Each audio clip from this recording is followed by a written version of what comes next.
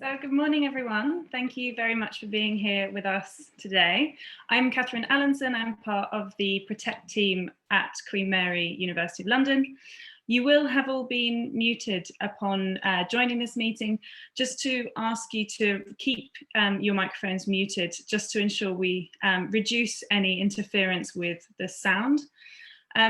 The speakers will be presenting in turn on the panels this morning, and then we will have time for questions and discussion. So if throughout the presentations you have questions, please do type these in the chat box, and then the chairs of each panel will be coming to the questions in turn and deal with as many of these as they can with the time that we have. Following the first panel, we will have a short break. I think it's 30 minutes, and then we will be joining back together. So please make use of that to get refreshments. And that is everything from me. I will now hand over for the second day of our expert forum to be formally opened. Thank you.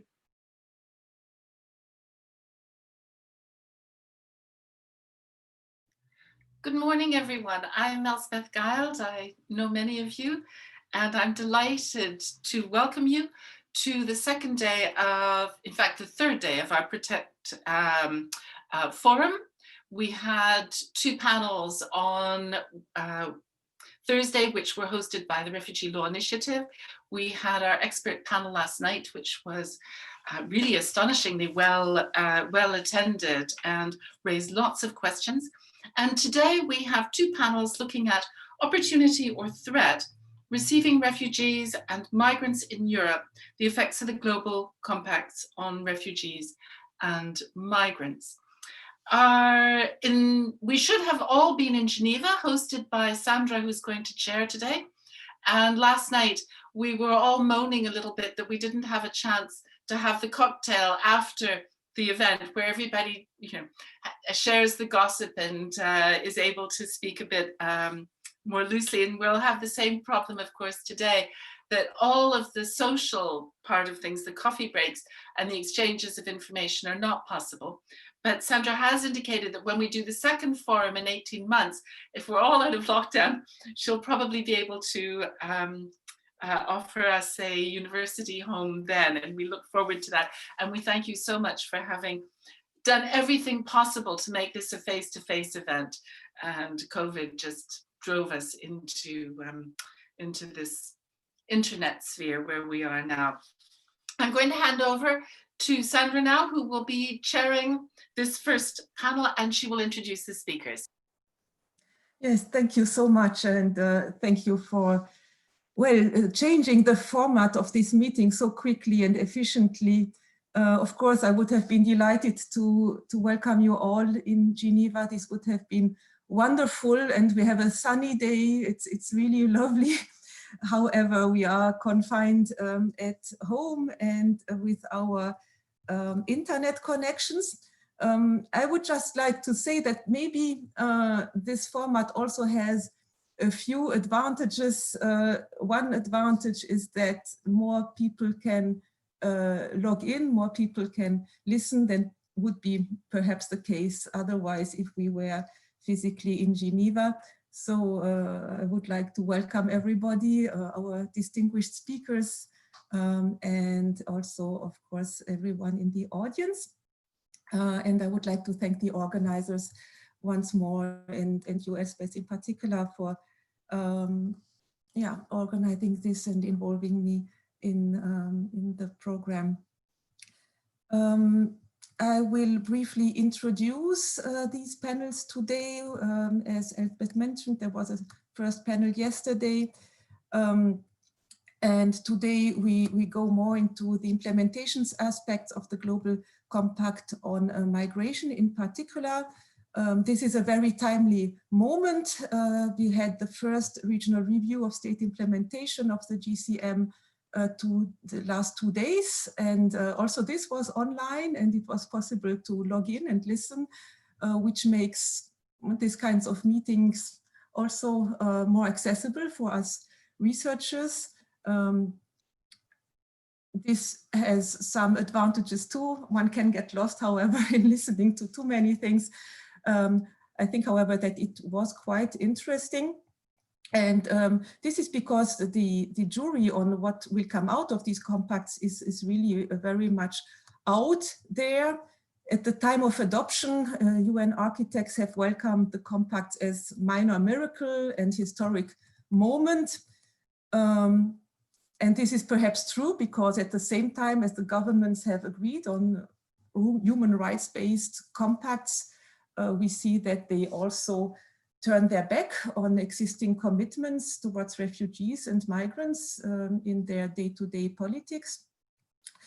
And we have also seen that especially the Global Compact on Migration has seen quite a considerable degree of politicization preceding its formal adoption in Marrakesh.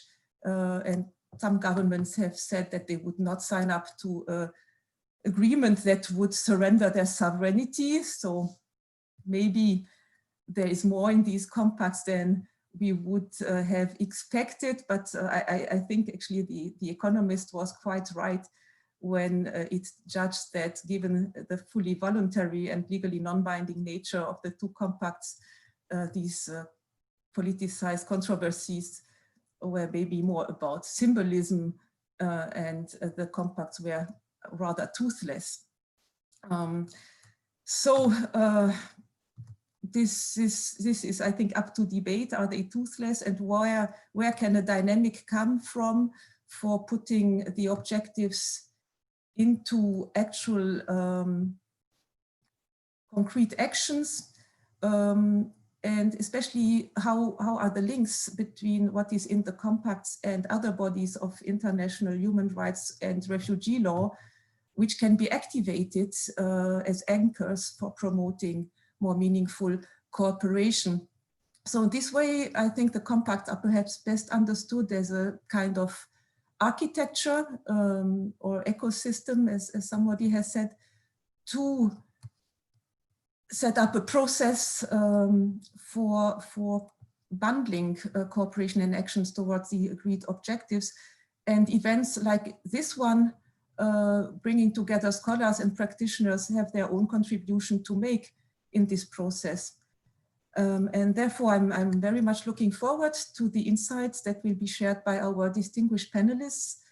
Our first panel this morning is entitled Examining Refugee and Migration, Refugee and Migrant Protection from the Perspective of Social and Economic Rights. We have 4 speakers and a discussant, and I will introduce each speaker one after the other as they take up the floor. So our first speaker is Professor Jens Vedsted-Hansen. It's a great honor to give the floor to you. Professor Jens Vedsted-Hansen is Professor of Law at Aarhus University in Denmark, and he's an eminent expert on human rights and refugee law and author of numerous influential publications. But he's not only an eminent scholar, he's also a member of different important offices. He's occupying or has occupied a number of functions, such as member of the European Commission Against Racism and Intolerance, member of the Danish Equal Treatment Board and the Danish Refugee Appeals Board, or also from 2012 to 2017, a member of the Management Board of the EU Agency for Fundamental Rights. And your presentation today is entitled Law and the Marrakesh Compact, and we look very much to your insights. So the floor is yours. Thank you very much, Sandra, and thanks to Elspeth and Catherine and your other colleagues for inviting me to this panel. In an important way, it is thanks to you, Elspeth, that I have been contemplating the issues pertaining to the legal status of or legal nature of the Global Compact on migration.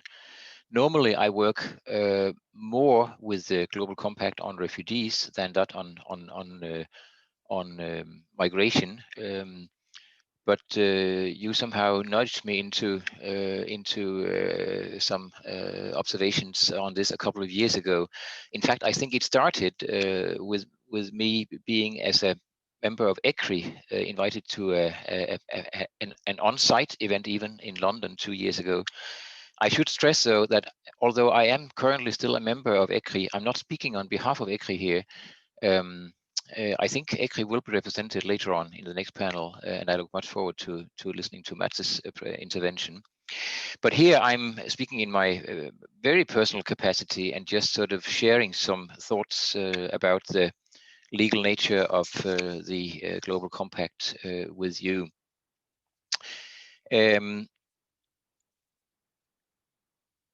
I think there is a need to reflect on this simply because there has been a good deal of confusion. As all of you know, I'm sure, there was quite a campaign both before and after the Marrakesh summit in December 2018, where some extreme nationalist circles were overstating the nature and impact of the forthcoming compacts. It was a campaign, I think, which was even sort of orchestrated by alt-right and other interesting movements, in which they were trying to suggest that this was yet another sort of attack on state sovereignty initiated by international organizations and politically correct circles of NGOs and others. And that was, of course, an important reason for emphasizing at that time the non-legally binding nature of the global compacts, which has also been brought out clearly in the GCM, explicitly, at least in paragraphs 7 and 15. So 2 years ago, and even 1.5 years ago, there was a need to emphasize that the Global Compact is not legally binding. Now I think there is a need to reflect on that and to qualify this understanding, simply because even though it is per se not legally binding, this does not mean that it is without any legal influence or relevance at all. And this is what was also stated yesterday evening by more or less all the speakers, not least Håkan and Madeline, that indeed there is a need to reflect on the Global Compact as a potentially relevant inspiration for evolving legal norms. And that I think we can then approach in different ways. First of all, it is very obvious that the Global Compact on Migration is linked to pre-existing international norms. It is brought out explicitly in paragraphs 1 and 2, where the compact is mentioning expressly that it rests on the purpose and the principles of the UN Charter, and it further rests on the Universal Declaration of Human Rights, as well as the core UN human rights treaties and a number of additional UN treaties. And throughout the compact, quite numerous references to international law are made. So the fact that the Global Compact is based on or has a nexus to pre-existing international norms, and that it is aspiring to adhere and reinforce international law in general, is quite clear. That then raises interesting methodological questions in terms of how this link to pre-existing international norms can influence or potentially guide the influence of the Global Compact on the development of those already existing binding legal norms. And first, I think we can take a pure interpretation perspective to this. One might, of course, wonder whether Article 31.3 of the Vienna Convention on the Law of Treaties could be a basis for formally developing the interpretation of pre-existing international treaties on relevant standards of the Global Compact on Migration. I think, however, that this is not a solid basis and therefore not a relevant avenue to pursue.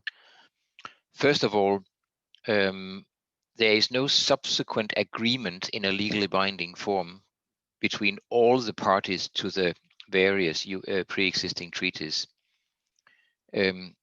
precisely because the compact is not an agreement in the sense of the Vienna Convention, and also because it does not include all the parties to those conventions or those treaties. Secondly, in itself, the Global Compact is not constituting subsequent practice. And thirdly, as regards Article 31.3c, it is not constituting relevant rules binding on all parties to the pre-existing treaties. So therefore, I think we have to give up the idea of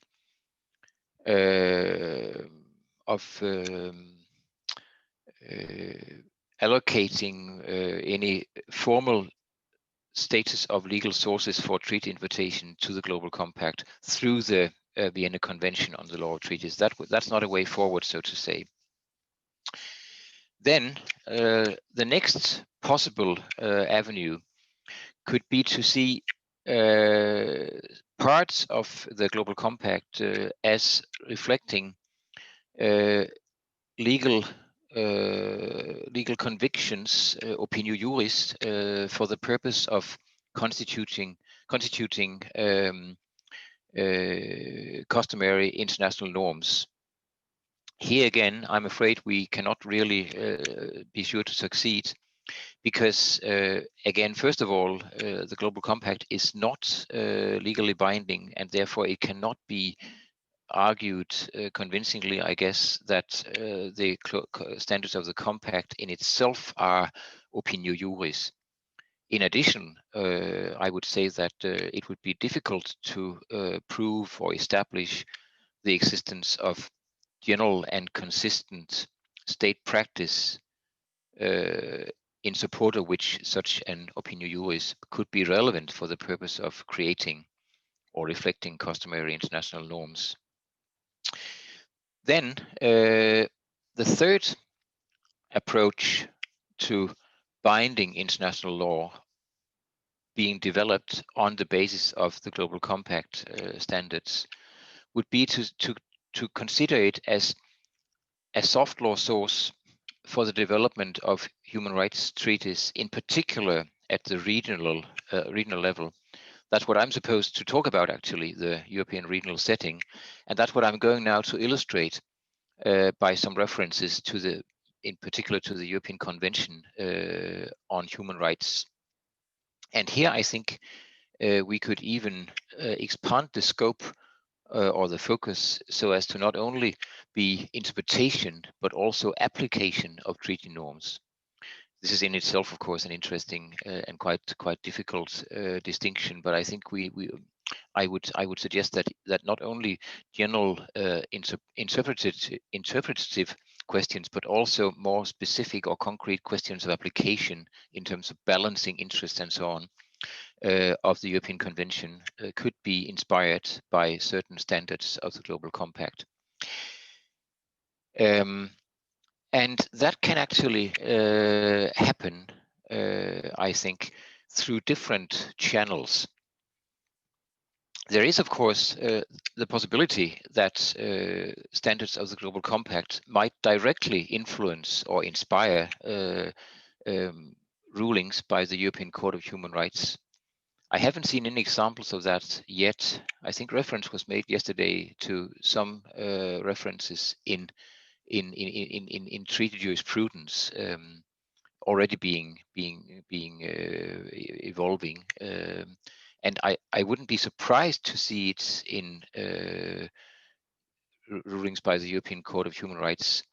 But on the other hand, I would assume that the court in Strasbourg would be reluctant towards referring directly to the Global Compact. Instead, there are other inroads to the Strasbourg system.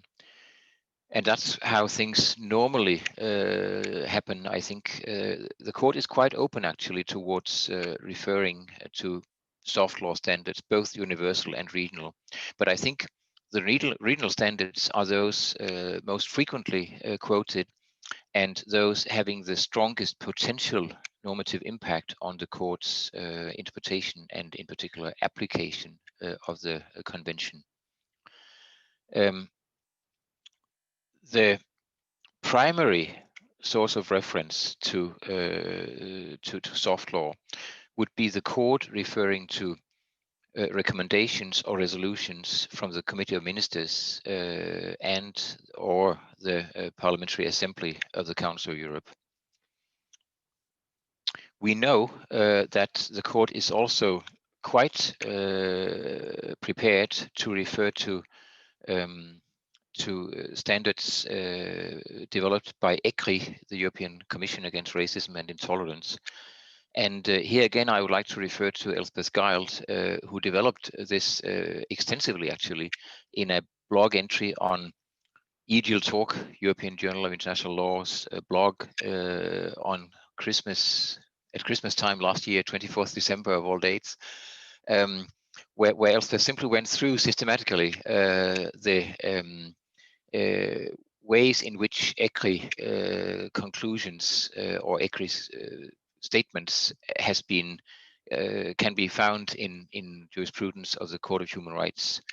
That happens in most cases. I think a bit more than half of those you have traced are references to country reports and findings, simply in terms of using country reports as evidence of the situation on the ground, but also in numerous cases, actually, by way of references by the court to ECRI's GPR's, General Policy Recommendations. And you have even gone into a more qualitative analysis or examination, finding that the most frequently referred GPR is the one on Roma issues, but a number of others have also been taken into account by the Court of Human Rights. And here I think that it would be relevant, of course, to mention in particular the ECRI's policy recommendation, General Policy Recommendation number 16 on safeguarding irregularly present migrants from discrimination, which was adopted in March 2016, which is actually before my terms on ECRI. In general, I think it is quite obvious that the purpose and the tenor of this general policy recommendation is very close to that of the Global Compact on Migration. And I think also it is very clear, in particular in recital 4 and in paragraph 2 of the GPR, that it is aiming at the prevention of discrimination against irregularly present migrants as the general objective of this policy recommendation, which is very well in line with the more specific objective 15 of the Global Compact on migration. I think one could find a number of more specific recommendations in GPR 16 from ECRI, which would also correspond more or less easily with similar objectives of the Global Compact. Then, what could conceivably happen here? I guess that there's no doubt that ECRI is aware of the existence of the Global Compact, and in the current cycle of country monitoring, which is hard to carry out currently under the circumstances, but still it will continue at some stage. There, ECRI is focusing on certain issues, again, very close to those emphasized in the Global Compact for migration. And one could also consider various ECRI more general statements, for instance, in connection with reviewing general policy recommendations in which the Global Compact for migration would be a relevant source of reference. That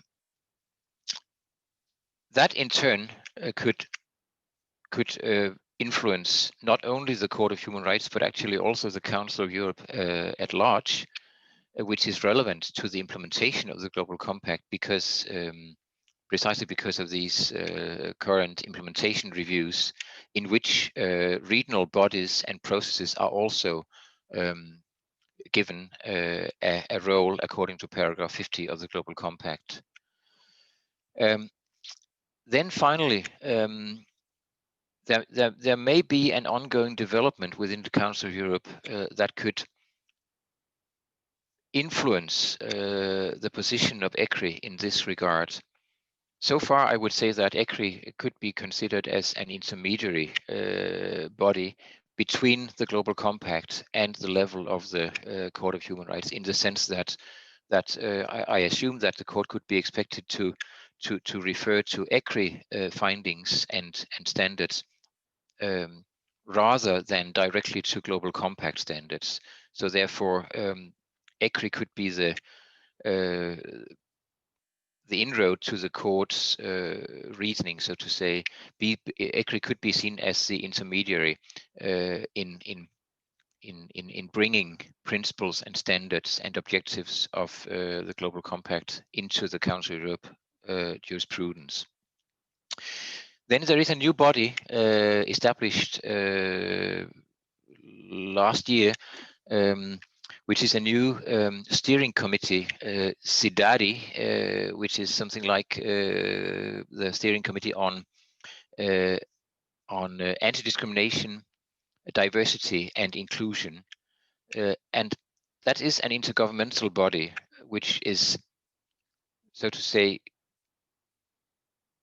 located between ECRI and the level of the Committee of Ministers within the Council of Europe architecture. It will be interesting to see what will happen in this steering committee.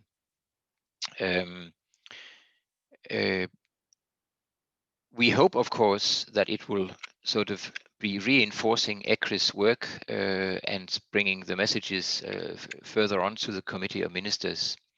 Only the future can show us that. But at least so far, we know that that CIDADI has, together with another steering committee, the one on media and information society, established a committee of experts on hate speech, which has started its work. And here again, and the idea of this committee of experts is to prepare a recommendation to be adopted in the future, perhaps by the Committee of Ministers. And here again, one could think of possible inspiration to be taken from the Global Compact, because there are also in the Global Compact certain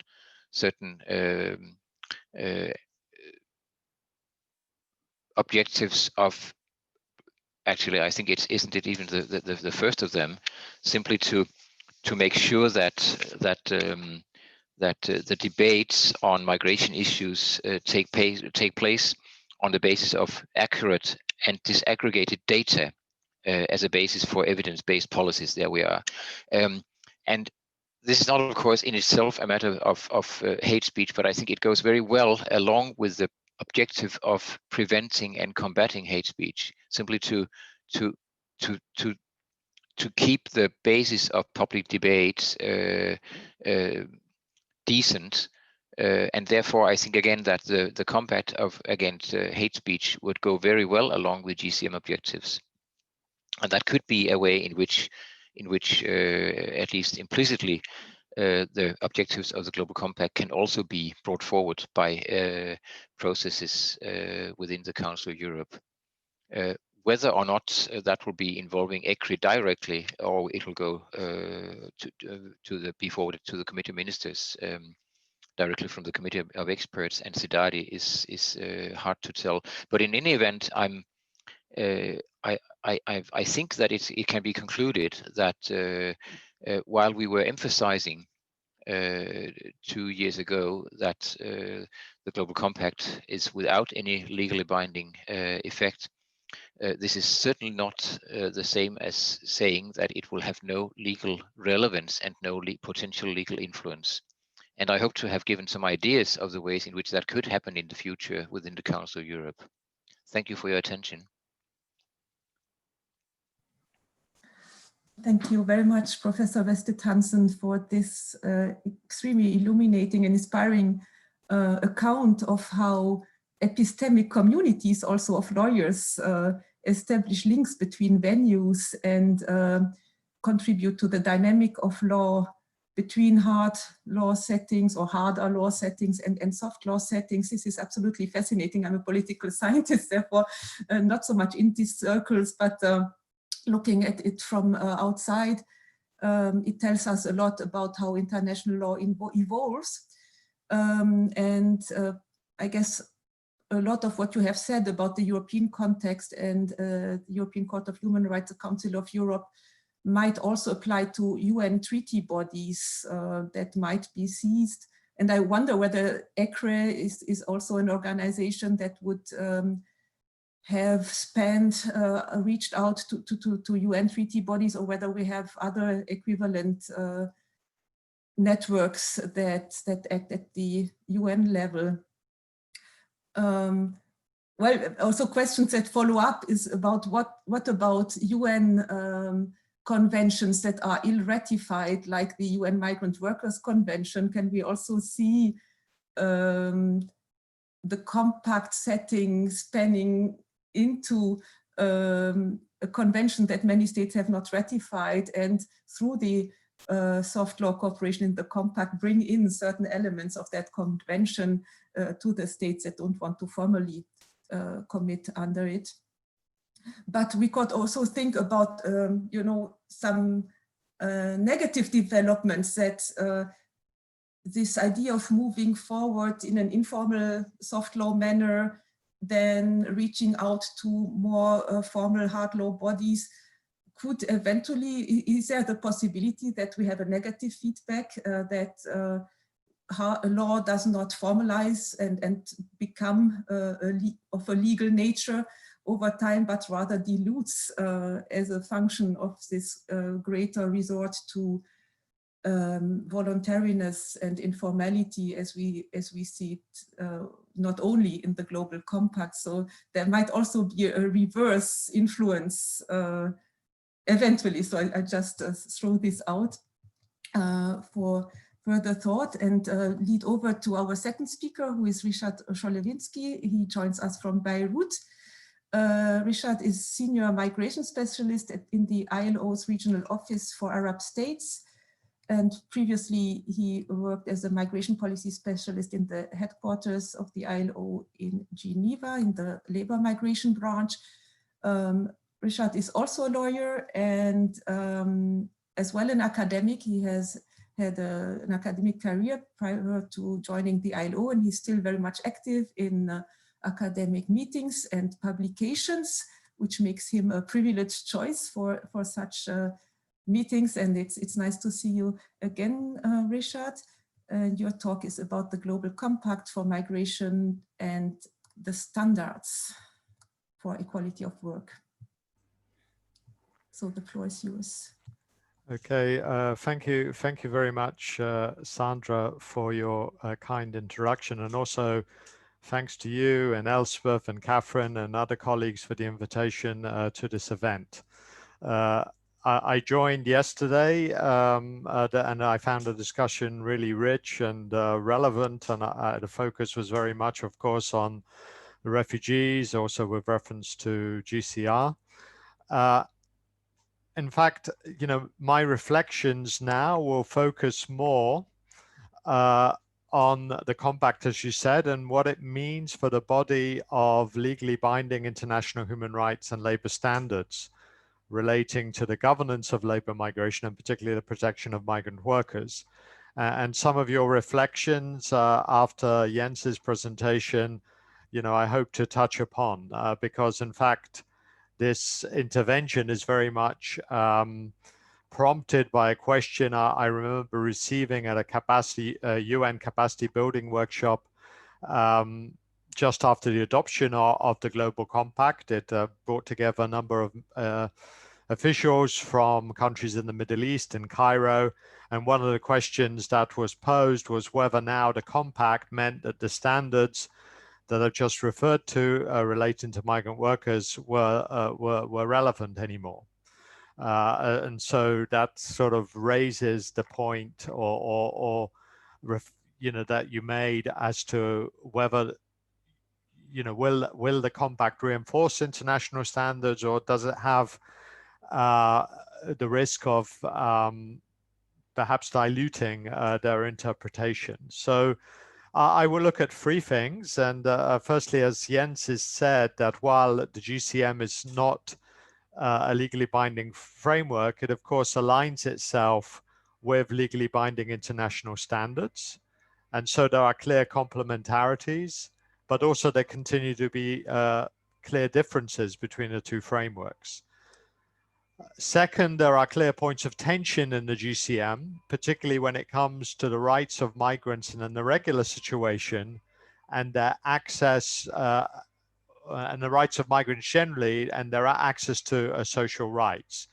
So obviously the question arises whether the GCM provisions in question, despite their non-binding character, could undermine more favorable provisions or their interpretation when it comes to legally binding standards. And here I will also make some references to the governance of labor migration in the region which I'm in, which is in the Middle East, also in light of the COVID-19 pandemic, because a lot of the challenges that have arisen in the region are very relevant to some of these questions as found in the compact. And thirdly, and I think this may overlap a little bit what Elspeth will say, but it is clear, I think, that the GCM or its effectiveness will stand and fall in relation to how it is applied at the national level. And indeed, the GCM review conference bringing together North American and European countries held during the last 2 days already went into these issues. And here, I think it's worth reflecting on whether some of the mechanisms envisaged for the GCM's implementation have any advantages over the supervisory systems currently in place for the application of international human rights and labor standards when it comes to labor migration in particular. So starting with GCM and international standards, and Jens has already referred to this, the GCN rests on the purposes and principles of the UN Charter and international law. It explicitly refers to the Universal Declaration of Human Rights, as well as the two covenants, and lists the other remaining core instruments in a footnote, including the Migrant Workers Convention. It also refers to the two Palermo protocols on smuggling and trafficking, and it footnotes a number of ILO conventions, including the ones dealing with migration, Conventions 97 and 143, as well as the Convention on Domestic Workers, Convention at 189. However, it does not refer to the fundamental rights and principles of the ILO, which are important conventions dealing with freedom of association, non-discrimination in employment, child labor, and protection against forced labor. And I think this is an important omission because these conventions have been very widely ratified. And in fact, recently, the conventions on child labor have received universal ratification. But there was no agreement among member states during the adoption of the compact to include these instruments. But I think the relegation of the three specific international instruments relating to migrant workers is very telling. They're relegated to footnotes. Whereas when you look at the references to the Palermo protocols, for example, the compact explicitly calls for the promotion of their ratification. And that, of course, I think reflects the desire of a number of governments to downplay the relevance of those three instruments, which also, as you mentioned, Sandra, have not been widely ratified, which is that is true. But of course, it doesn't mean that these instruments cannot be a source of inspiration and play a role in informing the understanding of some of the GCM provisions. So it's important, I think, to keep that in mind. In addition, we know we can see that the compact is based on a set of cross-cutting and independent guiding principles. And when we look at these principles, they resonate very well with the spirit of the legally binding standards. So principles such as the compact is people-centered. There's this reference to the respect for the rule of law and due process, that it's based on international human rights law, that it's gender and child responsive, and also that the fact that it needs to be implemented on a basis of whole of government and whole of society approaches. All these principles resonate very well with the spirit of the legally binding standards. So there are a series of complementarities, but there are also significant differences. And it would appear that the provisions in the compact are largely optional. They leave a wide margin of discretion to member states. You know, we know there are 23 commitments in the compact covering the whole spectrum of migration governance, and they're supported by actions to realize the commitments. But these actions are selective and can be arguably applied at different times, even though the expectation is that UN member states are supposed to report on all of the objectives. The compact is also supposed to be aligned, it's rooted in the 2030 Agenda for Sustainable Development. However, in contrast to that agenda, there is no organized framework of goals, targets, and indicators, as with the Sustainable Development Goals, which set timelines for the achievements of those actions that are specified. And indeed, such a framework was proposed by the former Special Rapporteur on Human Rights, Francois Crepeau, in a report to the Human Rights Council in 2017. So while the consultations on the compact, and in fact before the negotiations took place, but there is no framework with such reference points, goals, targets, and indicators as in the SDGs in relation to the compact. Now, obviously, when we look at the international standards dealing with labor migration governance and the protection of migrant workers, the compact is broader in scope. It applies, as I've already mentioned, to nearly all aspects of migration. And so there are areas in the compact that clearly go beyond what's found in the standards relating to labor migration. And here the compact, for example, addresses one particular area which is not directly the subject of those legally binding standards, and that's found in Objective 5, which is to make available more flexible pathways for the admission of regular migrants for the purpose of not just employment, but also family reunion and study. And some commentators I've heard saying that this is really the cornerstone of the compact. It's even though it doesn't provide an obligation on member states to admit foreign nationals into their countries, this goes much further than you know, some of those standards that I've mentioned. And another difference, of course, is the modalities for implementation, and I'll say a little bit more about that in a moment. Now, moving to the points of tension, and there are a number of points in tension in the compact, and when it comes also to the legally binding standards and how those standards have been interpreted by the, you know, whether it's the human rights treaty bodies or within the ILO supervisory system when it comes to the ILO instruments. So, you know, I won't go into all of them, but I'll focus on a few that relate very much to the social rights issue. We know there were tensions when it comes to you know, Objective 5, which I've just mentioned, which some states argued was very much an infringement of their national sovereignty, although the wording does not go by any means that far. There were tensions around detention, and particularly detention of children. There were also tensions around the costs of recruitment. At one point in an earlier draft of the compact, it would appear that, you know, when we look at international standards, and particularly ILO standards, workers should not be paying for their own recruitment. You know, employers should pay for that.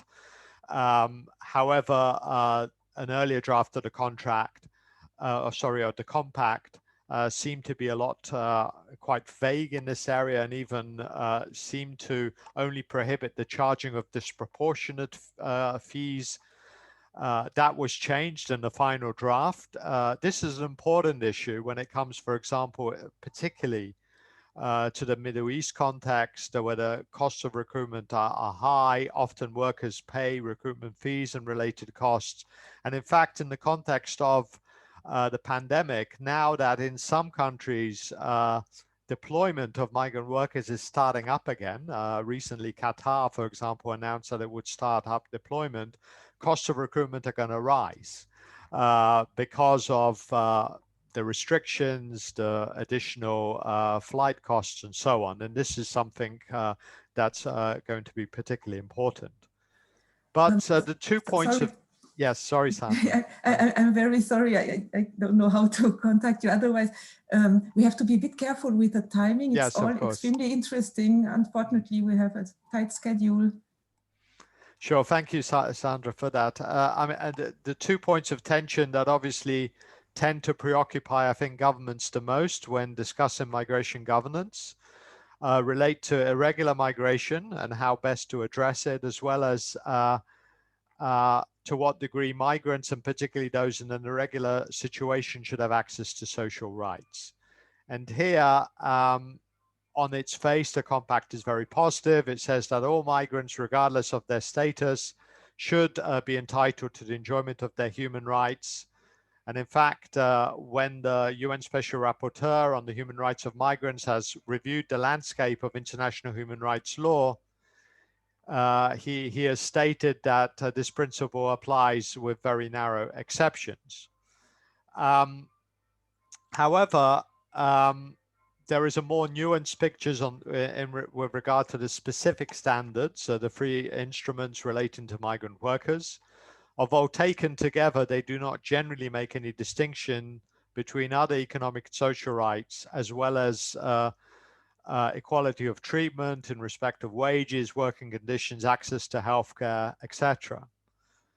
And here, the GCM provisions do expose some tensions, and a particular provision that is of concern is in Objective 6, paragraph 22I, which appears to limit labor rights and significant labor rights like freedom of association to migrant workers engaged in remunerated and contractual labor.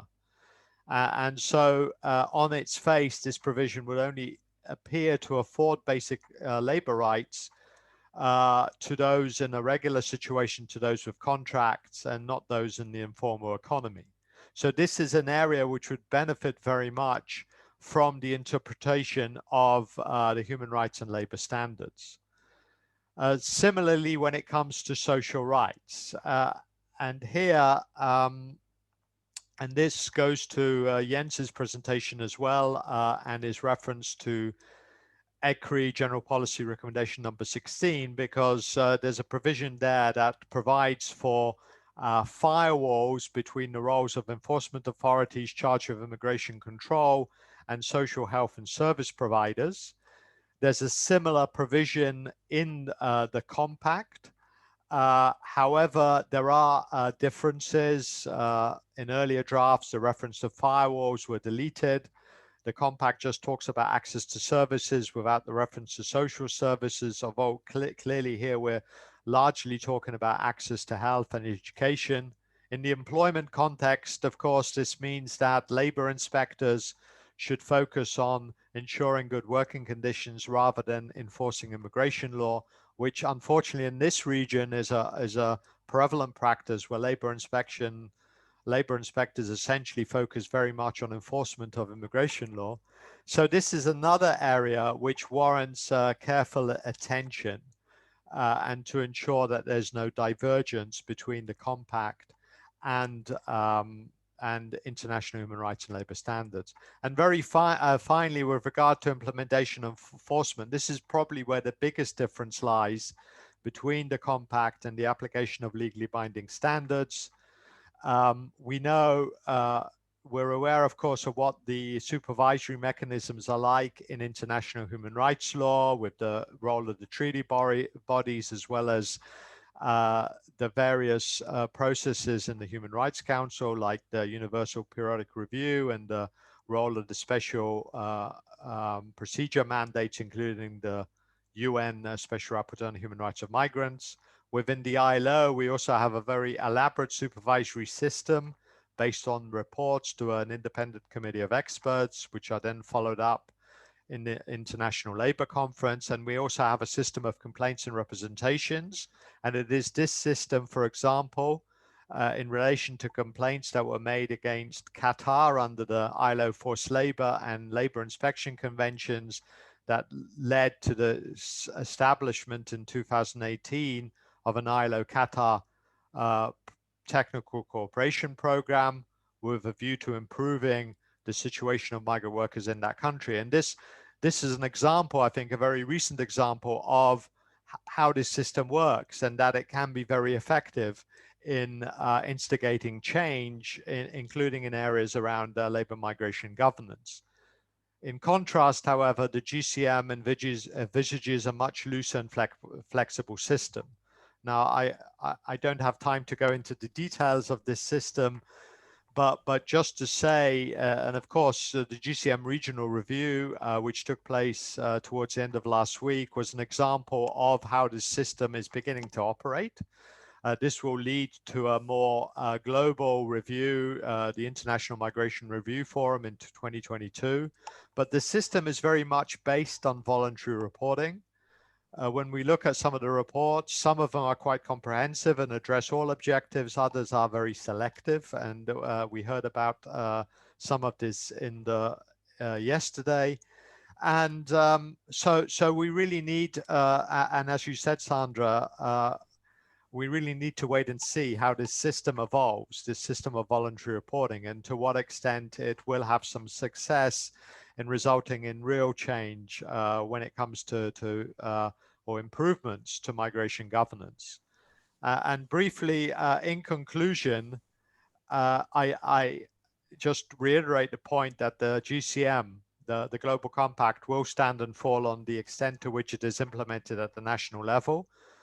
In this region, and in particular also in Asia, where ratification of international human rights instruments and labor standards is generally lower than, for example, in Europe, Africa, or Latin America, perhaps obviously with the exception of the Migrant Workers Convention in Europe, you know, the compact certainly has potential, given that it's been accepted by countries in this region, to serve as an important policy framework for change when it comes to migration governance.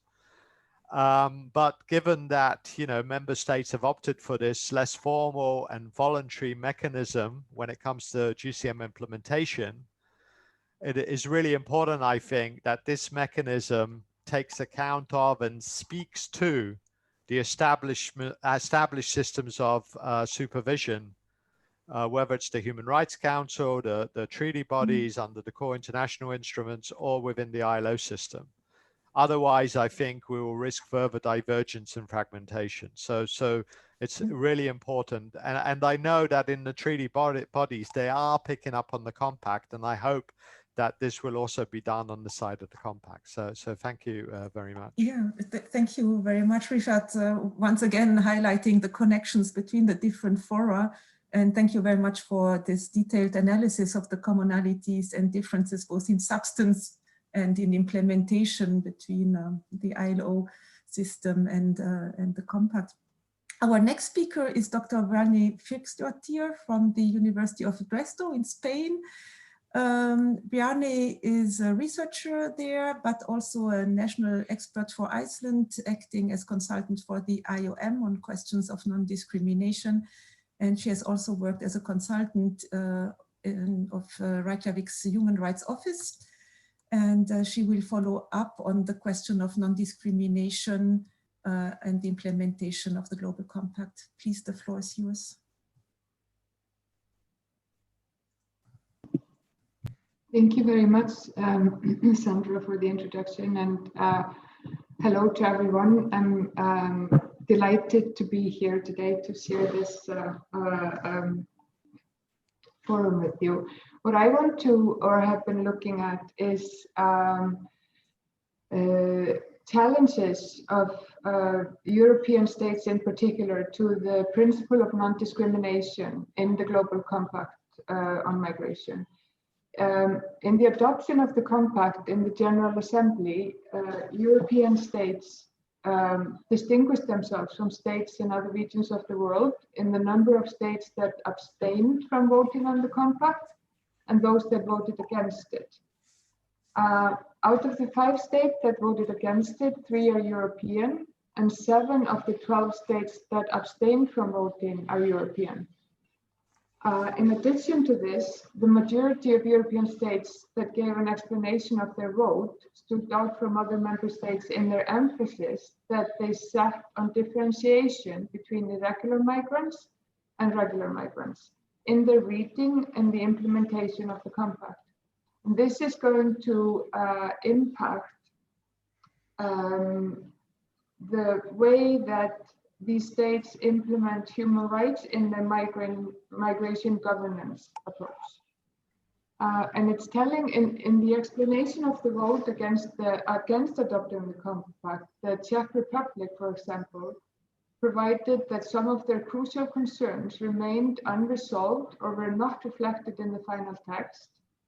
And that most importantly, it concerned the issue of distinction or lack thereof between legal and illegal migration, and more broadly, unclear definitions of terms used in the Compact. In a similar way, Poland stated in its vote against the Compact that it fails to distinguish sufficiently between regular and irregular migrants, and that Poland will face significant difficulties in implementing some of their commitments arising from the Compact provisions, particularly including identity cards, the criminalization of irregular migration, and national child detention standards. Austria, which abstained from voting on the Compact, provided in its explanation of its vote that human rights to migrate is unknown in Austrian legal system, and that it rejects the category of migrants which does not exist under international law. Basically saying that by acknowledging that irregular migration exists and that irregular migrants are staying or tolerated as staying within the territory of states, that creates a certain new category of migrants that has to be recognized, where the reality, of course, is that it always has existed and will continue to exist. But this sort of willingness or emphasis of these states is exactly to have a clear distinction drawn between what they consider legal and illegal migration, and sort of indicating that they will treat migrants differently as regards human rights protection depending on their migration status, their administrative status.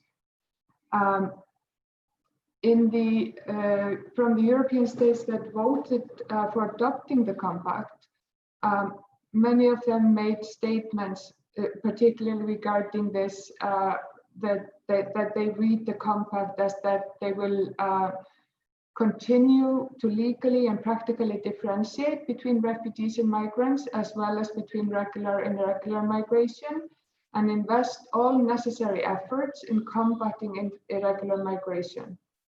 And further, that while they recognize the principle of universality of human rights and fundamental freedoms, which belong equally to migrants and other human beings, the compact does not create any new legal category or associated benefits and does not establish the human right to migrate.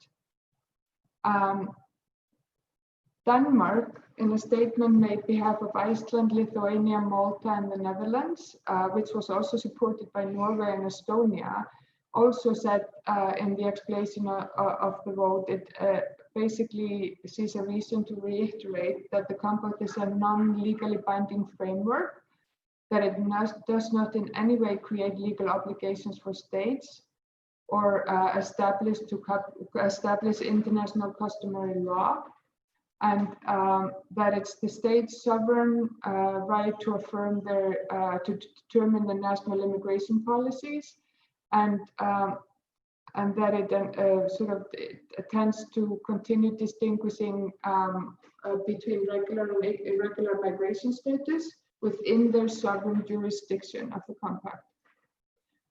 And it's important to note in this context that there is no universally accepted definition of an irregular or irregular migrant.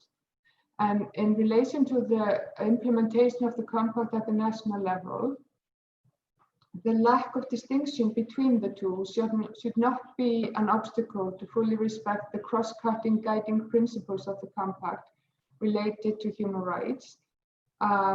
Because one of the commitments the states have accepted in adopting the compact is that they will ensure effective respect for and protection and fulfillment of the human rights of all migrants, regardless of their migration status, across all stages of the migration cycle. But it's interesting that this challenge basically to the human rights principle of non-discrimination based on nationality or other status is sort of centered around the national sovereignty of states, which is reaffirmed in the Global Compact, that the sovereign states have the right to determine their national migration policy and their prerogative to govern migration within their jurisdiction in conformity with international law. And it states further that within the sovereign jurisdiction, states may distinguish between regular and irregular migration status, including as they determine the legislative and policy measures for the implementation of the compact. But it has to be in accordance with international law. And this is where the clash happens in terms of international human rights law, that the Global Compact also has as one of its guiding principles that the member states will respect and protect and fulfill the human rights of all migrants, regardless of their status, across all stages of the migration cycle. Also, the commitment to eliminate all forms of discrimination is reaffirmed in this guiding principle. And also the two objectives are relevant here to this sort of class of principles, in that objective 17, to eliminate all forms of discrimination against migrants in conformity with international human rights law. That objective could not be reached if indeed member states in the reading and the implementation of the compact intend to distinguish between regular and irregular migrants in the implementation of the compact.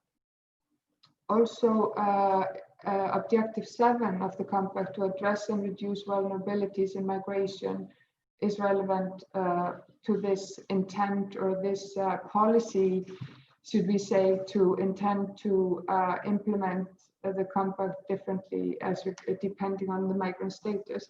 And it's interesting in the context of this that in the voluntary contribution to the regional review that took place 2 days ago, both Norway and Denmark, in their very brief submissions on the implementation of the compact, both reaffirm that they that they understand the compact as allowing countries to reserve certain rights and welfare benefits for regular migrants. And this is more specific, basically, as to which rights they are wanting to restrict to regular migrants than in the explanations of the votes in the General Assembly. But as is well established, all international human rights law and specifically the Covenant on International or Civil and Political Rights and Economic and Social and Cultural Rights have been interpreted as prohibiting discrimination based on nationality and migration status. I don't have time to go into the details, but basically the only permissible, having regard to international human rights law, the only sort of permissible restriction based on nationality and status is regarding the right to vote and the right to political participation. So what I want to do, because we are talking, or I'm addressing this challenge of European states, most of which are also EU member states, not all, but most of them.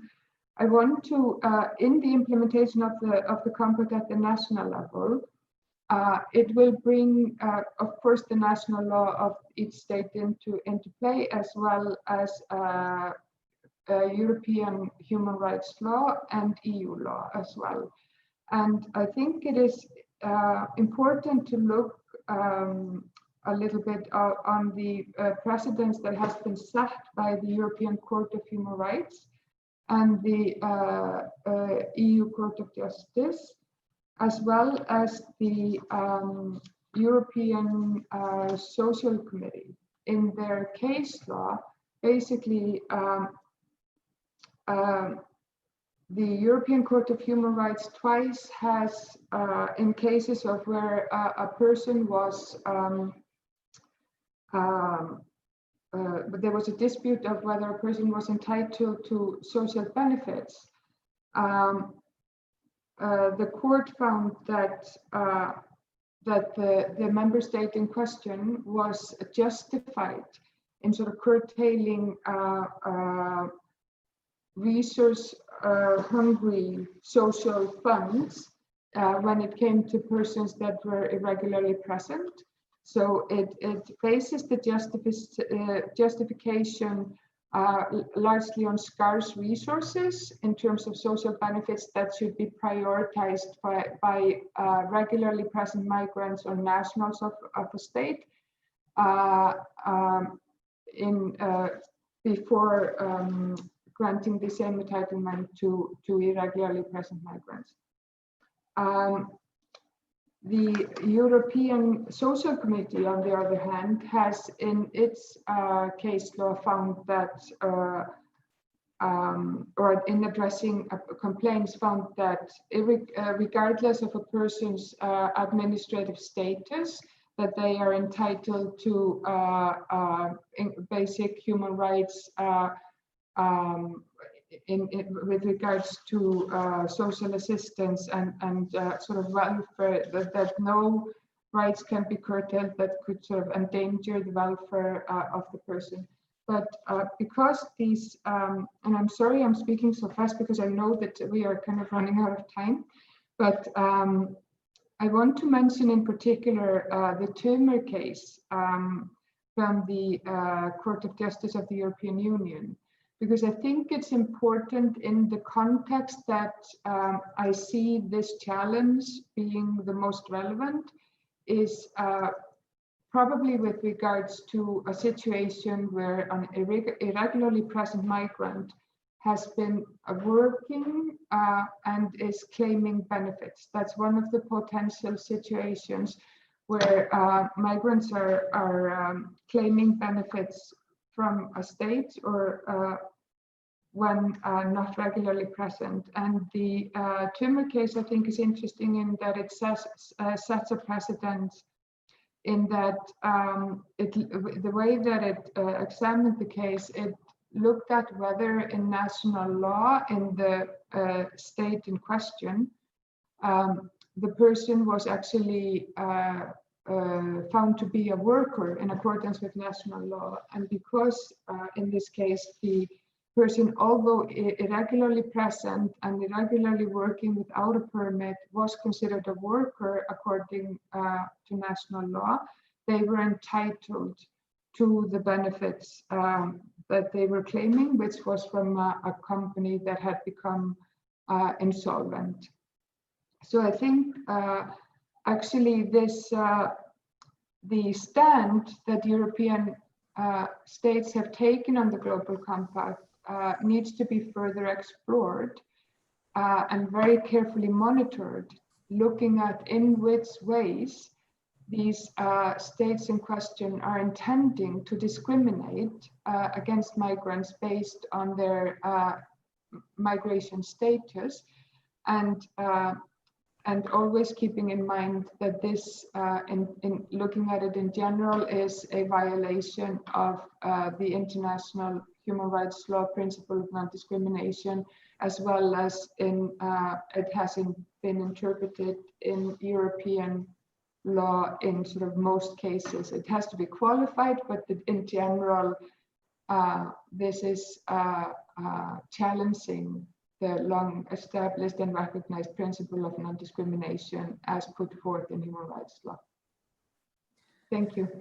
Yes, thank you very much, Bjarney, for this input. It's perhaps one of the cases which could show that there is a scope for turning back on established commitments through cooperation in the Compact, which gives governments a floor to express new perceptions, new approaches, and also formalize somehow these new approaches once they get into the system and get documented and protocoled and so on and referred to. So without further ado, we have to advance, and we are looking very much forward to listen to Elspeth.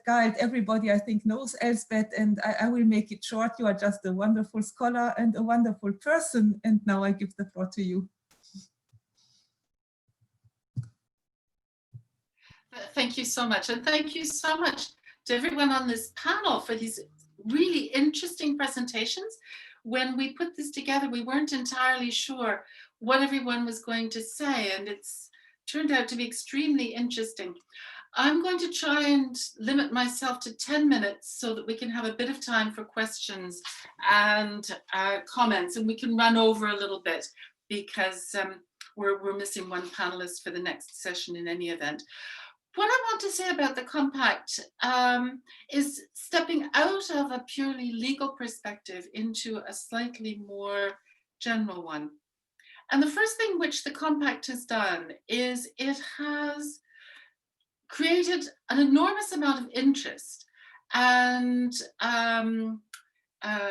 excited sufficient academics to write about the whole issue of legally binding. What is legally binding? What is not legally binding?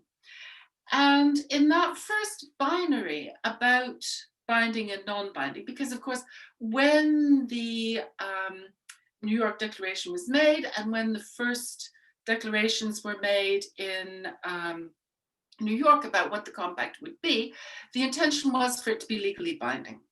And then particularly the EU made an enormous fuss about that, in particular because of its own internal mechanisms for binding and non-binding, what they have to do. It became non-binding, and as Jens has clearly stated, it's very difficult to go back on that now without some substantial transformation. But I think the question of legally binding must be looked at from two dimensions as well. Because on the one hand, we look at it from the external dimension. Is it binding in international law? And as Jens has explained, well, if we look at the Vienna Convention on the Interpretation of Treaties, no, it's very difficult, even in respect of customary law. And then we look also at the internal dimension. Is it legally binding internally in respect of the states which have signed up to it? And there, I think we are increasingly uncertain about exactly what it means. Catherine Woolard yesterday mentioned that a number of national courts have referred to it as a tool for interpretation. I'm going to follow that up a bit further because I haven't come across those yet. But I think it was particularly interesting that Richard today has mentioned the treaty bodies have expressed an interest, or at least are following what the compact is. So in respect of legally binding, we have both the external dimension. Is this immediately binding? And the answer is no. Can it be indirectly binding through, for instance, attention to interpretation being used by treaty bodies? Possibly. Is it internally binding? That depends on the state, and that depends on how it's used within the state. So I think the question is a much more complex one than we started with. We have a number of different ways of looking at legally binding, but the compact has really thrown this out into the public sphere in the international community. The other thing which I think the compact has done in respect of this question of its legal effects is it has highlighted just how much international organizations, NGOs, international NGOs anticipate, expect, and require states to comply with their international obligations. And there's a general sense of increasing intolerance of states which do not comply with their international treaty obligations, and a sense of frustration about, do states comply with international obligations, or do they only comply with them when the international obligations have been domesticated into their own systems? So we have the move away from legally binding in this particularly sensitive field, at the same time driven by the increasing, can we say, juridification of international law in the context of conventions, and the internal-external dimension, which is increasingly blurred in that question of what is legally binding and what isn't, and what was or seemed totally impermeable 15 years ago is now infinitely more permeable. And it's that permeability between the internal and the external of legally binding, which the compact is testing to the limits. And then I think I want to go on to a second dimension, which is, well, if it's not politically binding, is it, if it's not legally binding, is it politically binding? So if we say, okay, this isn't legally binding, but these states and the compact is written in the language of we being the states who've signed up to it, commit ourselves to. We reaffirm our international treaty obligations. We commit to doing X, Y, and Z. So there's a very strong language of politically binding, of a politically binding document. What is the compact? It is politically binding on the states which adopted it. And once again, we have these two forms of what is politically binding, the internal and the external. And once again, we have the permeability, impermeability coming into the fore. So on the one hand, when a head of state, let's choose a head of state who strongly supported and spoke in favor of the compact, the German Chancellor, made the statement in the UN in favor of the Global Compact. To what extent was that externally politically binding? To what extent does that bind Germany externally in respect of the political actions which it takes in the field of migration? How should Germany now act, having been politically bound by a very outspoken chancellor in favor of the compact, to comply with the compact, the contents of the compact, the we commit to, which is ever present in the compact? That's one question, which then leads us also, if it's politically binding, does that have legal consequences? The second question, is it politically binding internally? If the Chancellor, the German Chancellor, says at the UN, Germany is 100% behind the compact, we support this, we are signing up to it, we are trying to encourage the whole of our EU member states to sign up to this. To what extent is that internally politically binding?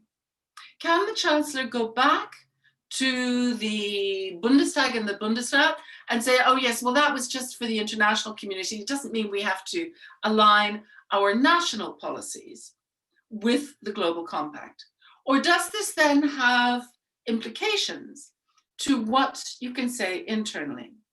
And I think, once again, if I was discussing this 15 years ago, you would probably be throwing back at me a whole series of examples where leaders of states grandstand at the UN, but that has no impact internally.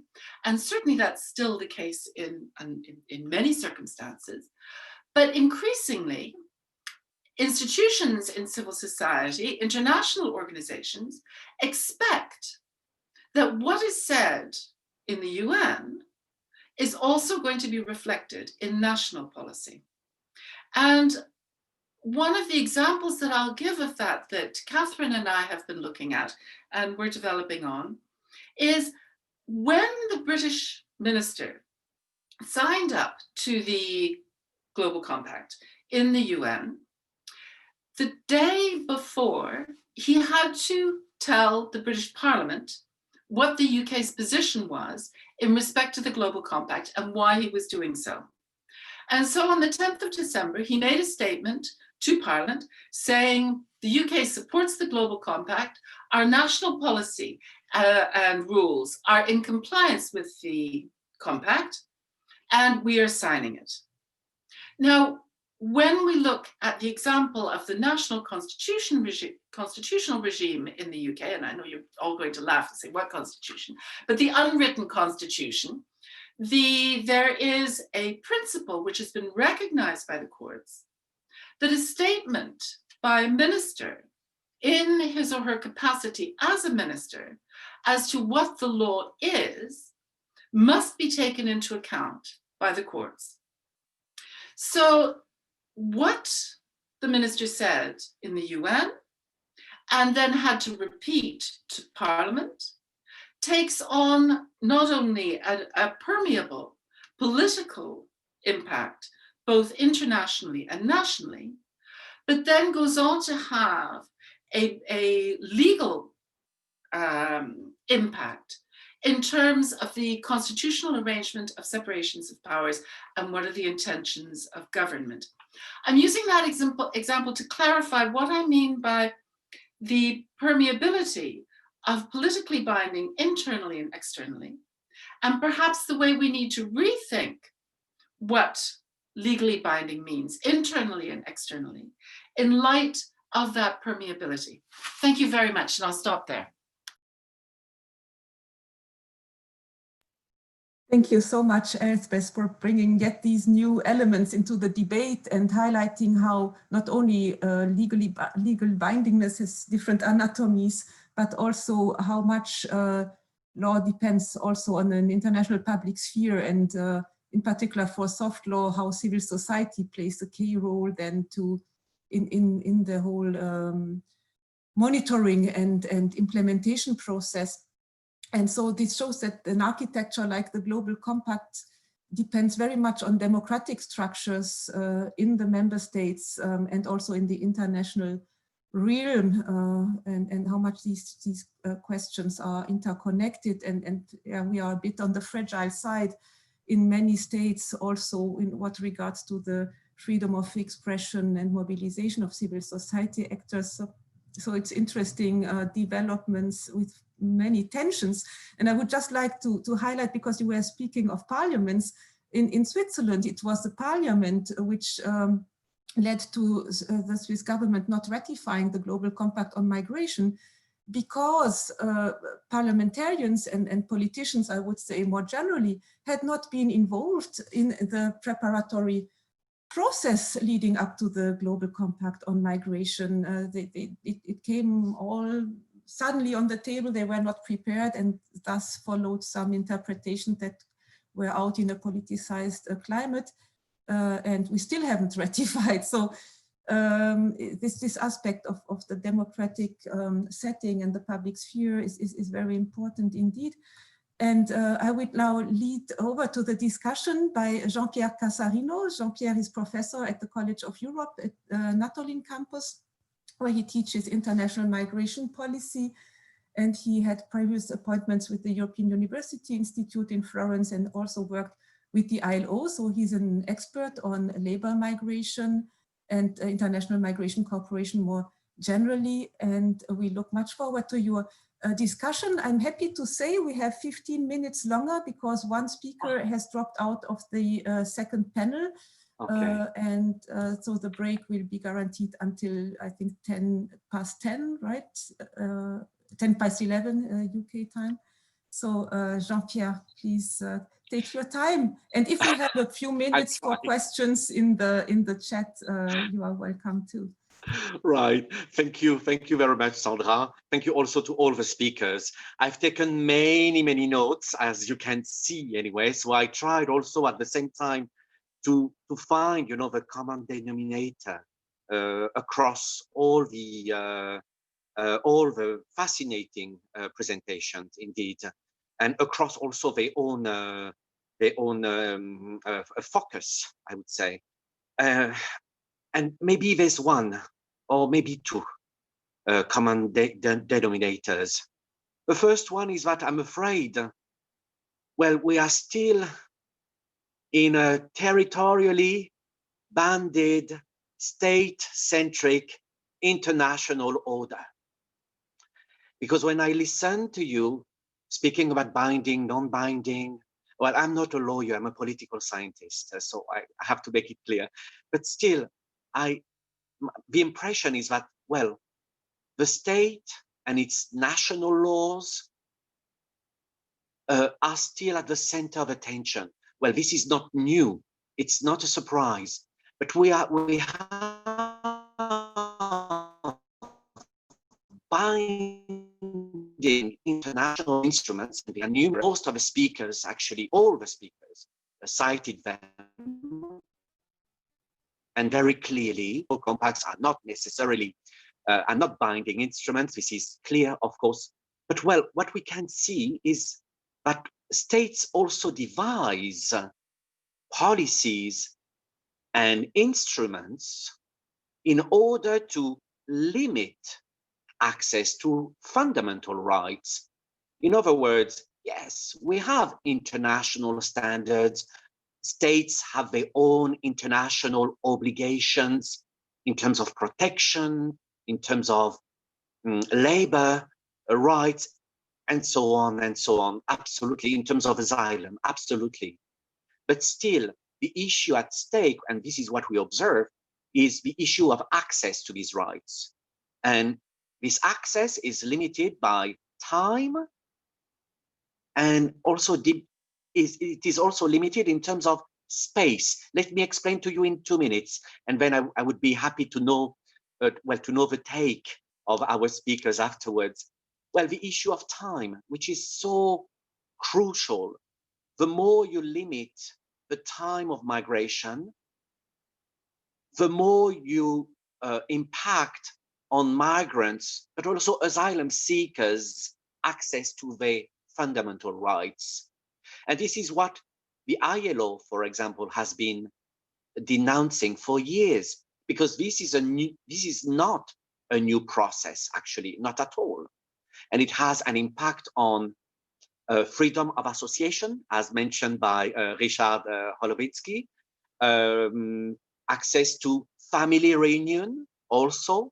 We each, despite the existence of an EU directive on family reunification, well, we know that member states have a leeway to, let's say, to define the criteria which will be taken into consideration in order to allow the access to family reunification. And the same goes to family, sorry, not to family reunification, the same goes to integration. Well, this was also mentioned by Bjarney, Fridriksdottir, who also mentioned, you know, how access to, you know, integration is also hindered by other policies. But there's the issue also of time contraction in terms of, you know, staying on the territory of a member state, for example, of a host country. Because it has an impact also on the awareness to benefit from your own rights, actually. And this is absolutely important to highlight. The second aspect, another limit, it's space. And well, we've been talking about the global compact. Okay, good. But well, there has been also, as yesterday, actually, we talked about it, they talked about it, you know, the new pact on migration and asylum, when you think about, you know, the new border procedures which are being considered and proposed by the Commission, you know, well, it's, I would say, the epitome of how space, you know, creates a real problem of jurisdiction, to some extent, jurisdiction, actually, a problem of access, of who actually will legislate, you know, on someone seeking asylum, on someone trying to access he or her own rights, actually. So this border procedure at the border, on a territory which is not an EU territory, but which is maybe not even a territory to some extent, because it has an impact on jurisdiction inevitably. So the space is here to limit also access to rights. And all these issues are, I'm talking about these two aspects, time and space. Why? Because the global compact, to conclude, does not tackle these two limits, time and space. And this is, I would say, a pity. So far, I've heard a lot about, you know, the global compact and how it could be legally binding, as if it were a very good text, actually, a very good proposal, working on non-EU countries, especially in the Middle East, in Africa. Well, I met people who did not have a very clear opinion about the global compact, but I met also people who were extremely vehement and critically vehement against the global compact, saying that it was a Western approach, you know, to international mobility, and Objective 21, which specifically deals on readmission. Why on readmission again? Because readmission is the way of dealing with time contraction. In other words, if there is a migrant who overstays the legal duration of his or her contract, then readmission is absolutely essential to ensure that the person will not overstay, and in order to also limit, again, access to fundamental rights. So readmission is not only about fighting against irregular migration, as so many leaders have presented it, it's also about limiting access to rights as applied to regular migrants who potentially can be overstayers. So this view from out of the West, I would say, this non-Western perspective is essential to understand, in my view, all the hurdles which this global compact is facing in practical terms. This is essential to underline. Maybe if I can have the take of the speakers. Thank you for allowing me to discuss these 4 presentations. Thank you, Sandra. Yes, thank you so much. I think you highlighted important key points, and I would support this proposal to have a quick round of responses by the 4 speakers. The second panel starts at 11:10, so 10 minutes later than on the program. And I would just say, yeah, take your time to respond, and those who want to have the break, right? Is that possible? And maybe we should finish though by 11 UK time. Okay, so the floor is yours, and we start with Jens Vedsted-Hansen.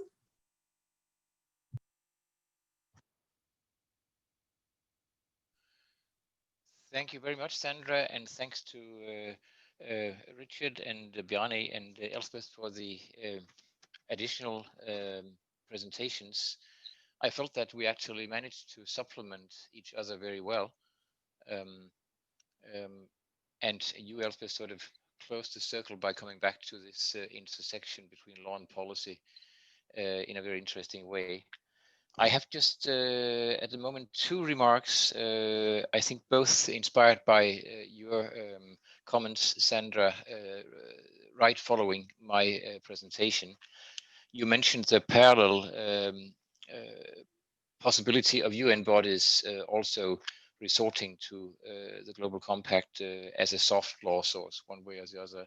And Richard followed up on that very precisely. I would just say that for ECRI, I think the obvious parallel would, of course, be the Committee on the Elimination of All Forms of Racial Discrimination.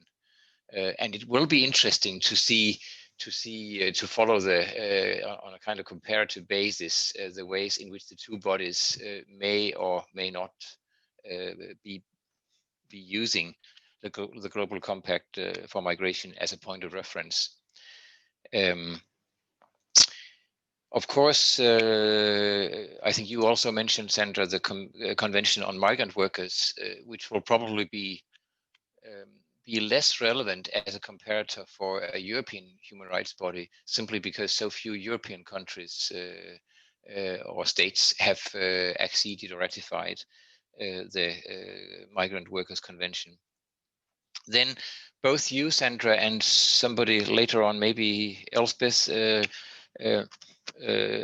alluded to the possibility of regressive developments, which is, of course, always the sort of the backside of the coin when for those human rights lawyers who are, and other human rights interested people who are more or less fascinated by evolutive interpretation and application of human rights norms. We always have this reservation: hey, could it go reverse, be reversed one day?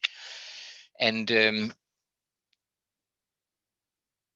I don't see any immediate risk that the Global Compact can in itself be a basis or pretext for regressive developments in European human rights law, but it can be indirectly, I would guess, in the sense that lack of support to the Global Compact, which can already be identified at the time of the adoption of the Global Compact, and may also may also occur during the current implementation stages, can be seen as a lack of consensus, which may in turn then widen the margin of appreciation granted by the European Human Rights Court to states in terms of applying or fulfilling the convention. That could be one possible development. On the other hand, to the extent that other Council of Europe bodies actually transform or adopt or endorse Global Compact standards, it could then also use to be a reason for the opposite development, actually narrowing the margin of appreciation, because it can then be a basis for assessing whether convention states have taken relevant standards into account when applying convention standards. And if they haven't, that would in itself be, or could be, a reason for narrowing the margin of appreciation, thus the court taking over the appreciation, so to say. So I can see different possible developments here, but it's a very, very interesting and crucial question. Thank you. Thank you, Professor Vedsted-Hansen. Ryzsard, do you like to follow up and maybe address also Jean-Pierre's notion of time contraction and this increasing support for temporary forms of mobility and what it means in connection to a compact which stresses at the same time non-discrimination and human rights? Yes, thank you, Sandra. I think you've hit it on the nail, actually, and I am grateful also for Jean-Pierre for bringing up these concepts of space and times as sort of modes of limitations or restrictions on rights. You know, let me just draw an example from the international standards relating to migrant workers, both the UN Convention and the ILO standards. They apply to all migrants until they get citizenship in the country, right? All migrant workers. So that there's actually, in principle, in these instruments, there's no restrictions, certainly with regard to time or space. And indeed, when the Migrant Workers Convention was adopted, some of the so-called established countries of immigration said they would not ratify because the convention purports to apply to permanent residents, and this is not how they see migration, right? Particularly when it comes to labor migration. So this was already a contentious issue around the adoption of the Migrant Workers Convention and similarly with the ILO standards. But that's not to say that there are some provisions, particularly in the Migrant Workers Convention, with regard to certain forms of time-bound migration like seasonal migration. But in principle, they apply to all migrant workers regardless of whether they're in a country temporarily or not. It is arguable, I think, that the compact is very much set in this paradigm of temporary migration. And certainly when it comes to the region I'm in, this is the predominant form of migration. When you look at the Gulf, you know, migrants are temporarily by nature.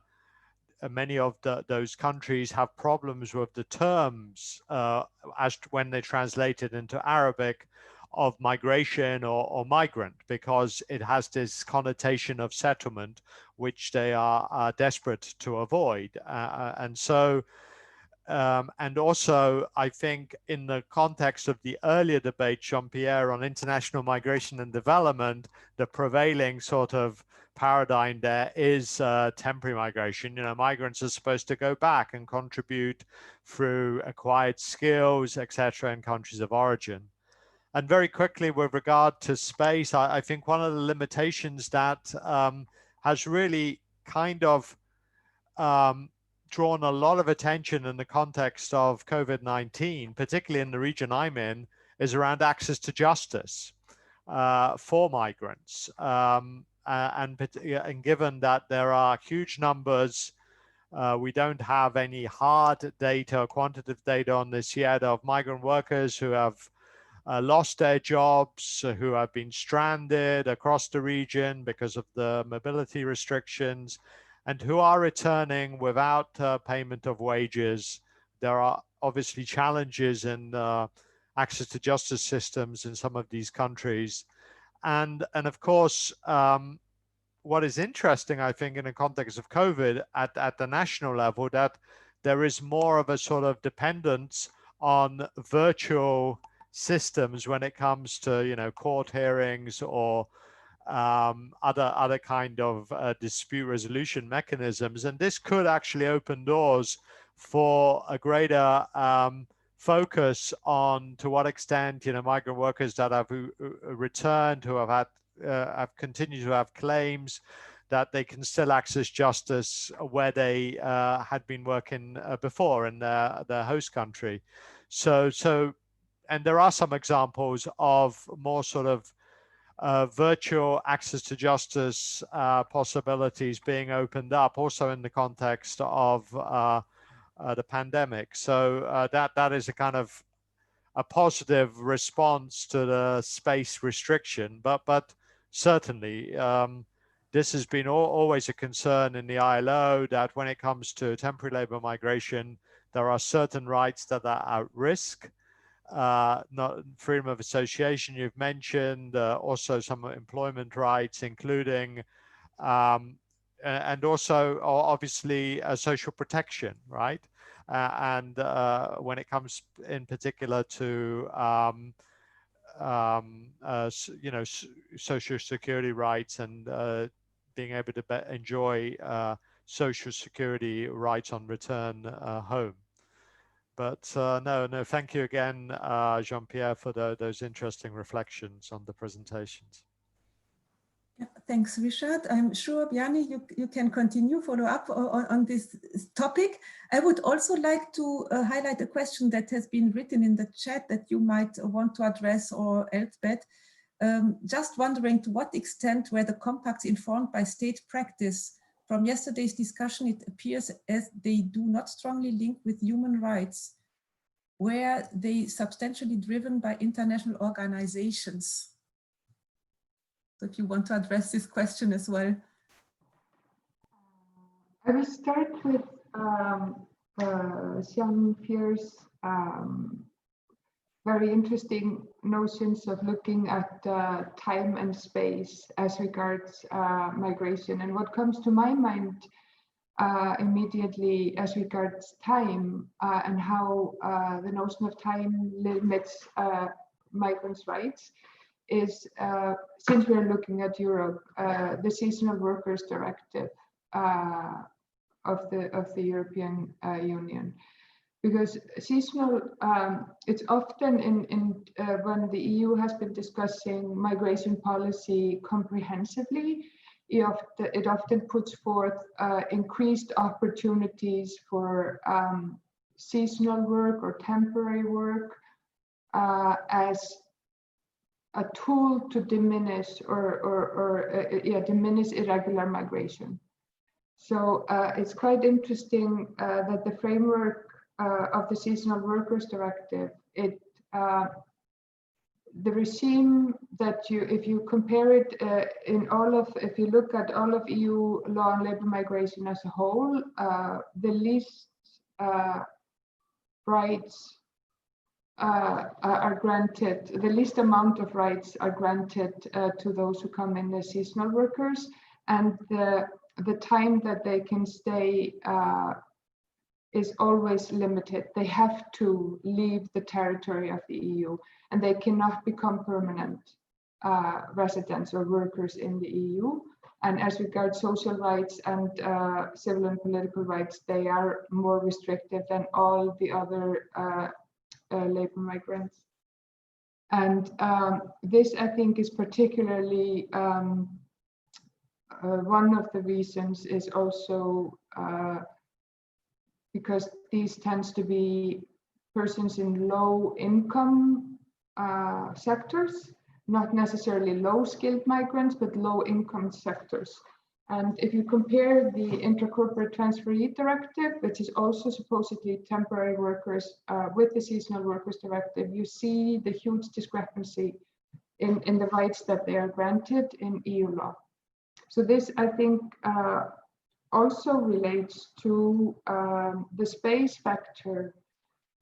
If we are looking at irregular migrants in low-skilled migration, or low-skilled or low-income employment in EU member states, is the agricultural sectors, for example, in Spain and Italy, where there is systematic discrimination against the migrant workers in these sectors, who often are confined geographically in a space that's not so accessible, both in terms of where they work, and this is true for Greece as well, I would say, both in terms of where they work and where they live.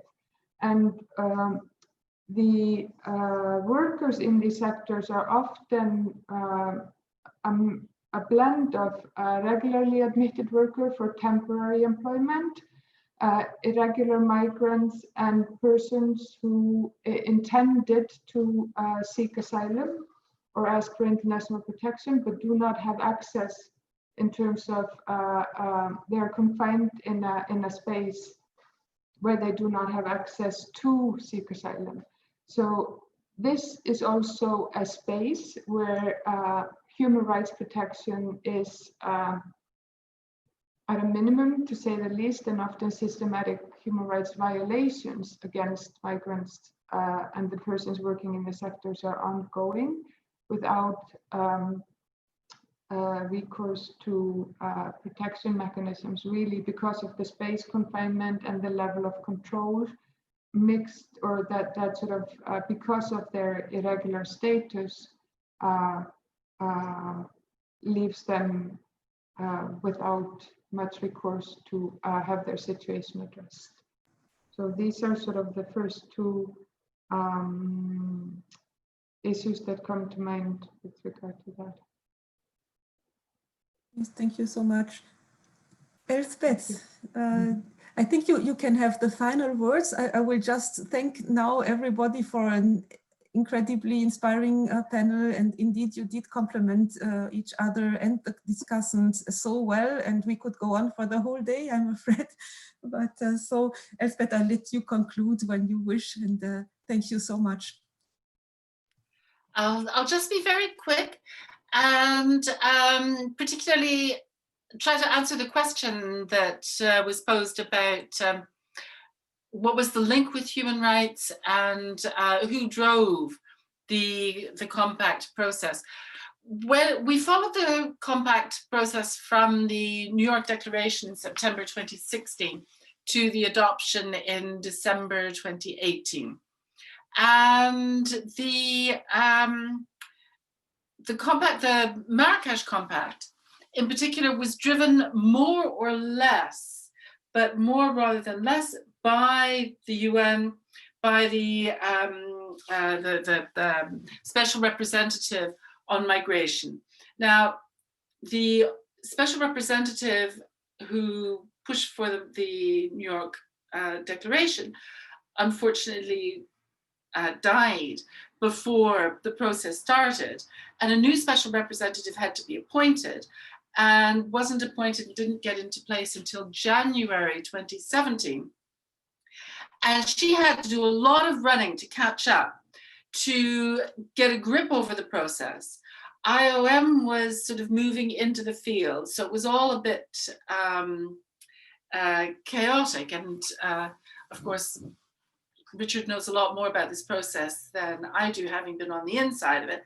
But it was very much driven by the international organizations, in particular the Special Rapporteur, but with very, very important inputs from OHCHR and ILO in particular, with IOM trying to input, but again, IOM had the problem that they lost their director towards the end of the process, the end of the negotiation process, and then had a new director appointed as the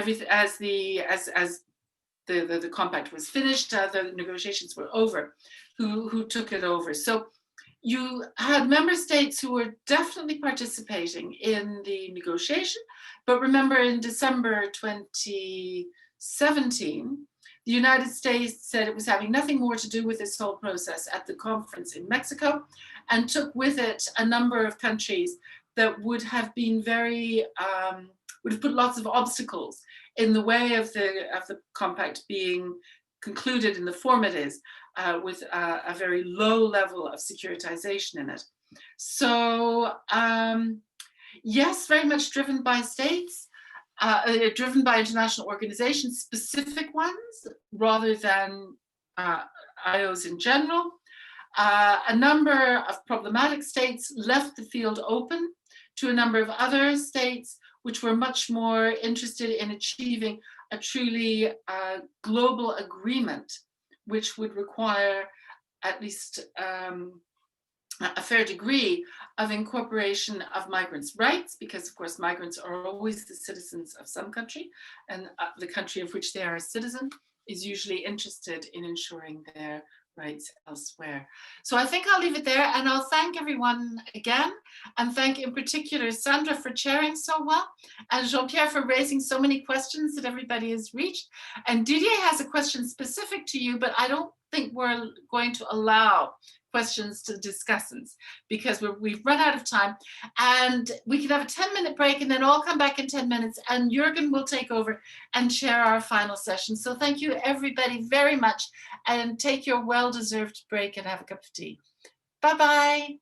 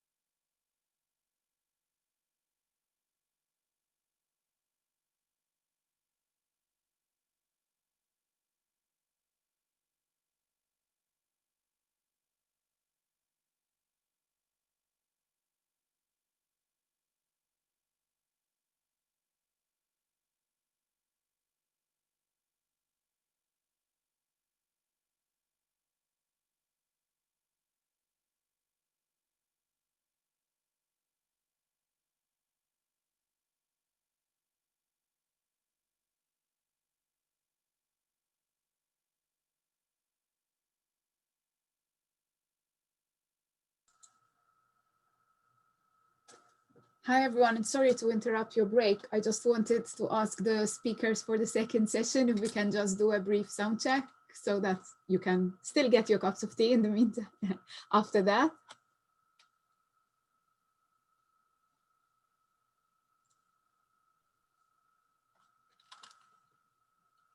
Hi, thanks, Nicolette. Thank you, Sarah. Welcome. Is this okay then? Yes, it's perfectly fine at this end, so I can hear you, and there doesn't seem to be a break in connectivity or any of that. Great. Can you hear us okay? Yep, perfectly. Excellent, thank you. Then I will let you go and we'll reconvene in 9 minutes. Thank you. Okay, thanks, Nicolette. Thanks. Mats, can I call? Sorry, Nicolette, can you hear me? Yeah. Yes, we can. Thank you very much. Can you hear me now? Okay. Yes. Very well. Thank you. Welcome. Thanks.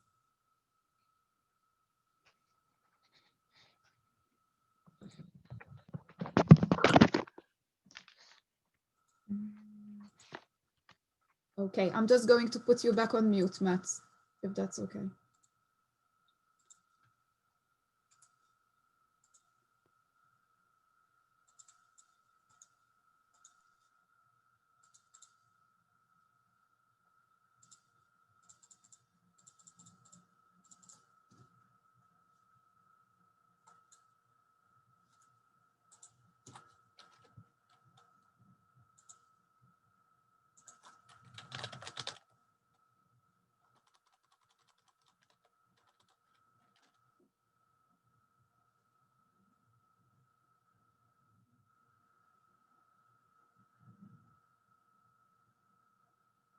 That's good. How are you? Hi. Thank you, Jürgen. Yeah, are you happy with the conference so far? I am. Interesting. I think we're delighted, aren't we? The rest of the discussion both yesterday and this morning. It's been a very instructive few hours. I think it's really, the development of the arguments is really interesting. We're now speaking so everybody can listen to us. So maybe, Jürgen, you should take over the chairing. We're 2 minutes in. Yes, I will. So Adriano, are you already here? Yes, I'm here, and can you hear me well? Yeah, perfectly. That's great. Wonderful. And Mats, how about you? Yes, I am also here. Can you hear me well? Yeah, perfectly. And Sarah. Very well. Hi, I'm here. Can you hear me? Yeah, just great. Wonderful. So we're all about ready to start. Give us one more minute or so before I will open it.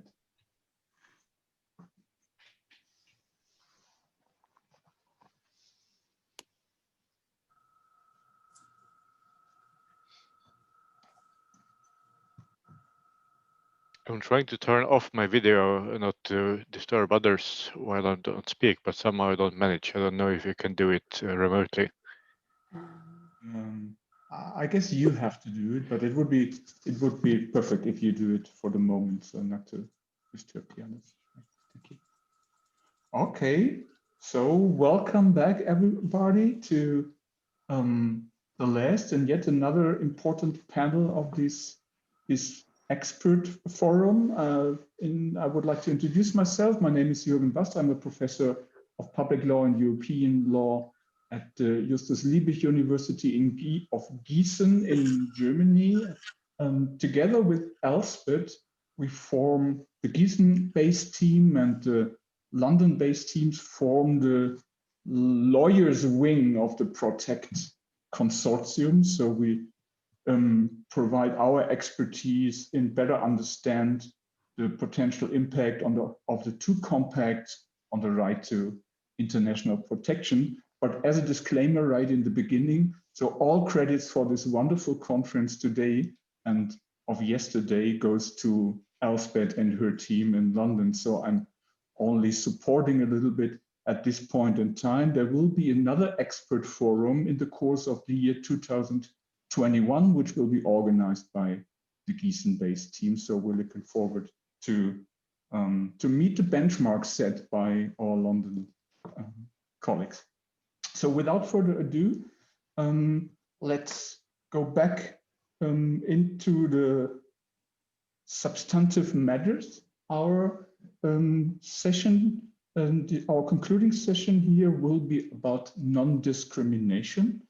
And we have already heard interesting about many aspects of issues of non-discrimination this morning, in particular the right of non-discrimination between regular and irregular migrants. But I guess there are many other aspects in this regard that may derive from the principle of non-discrimination, or talk in the language of human rights law, the prohibition of discrimination. And by way of substantive introduction, one thought from my side.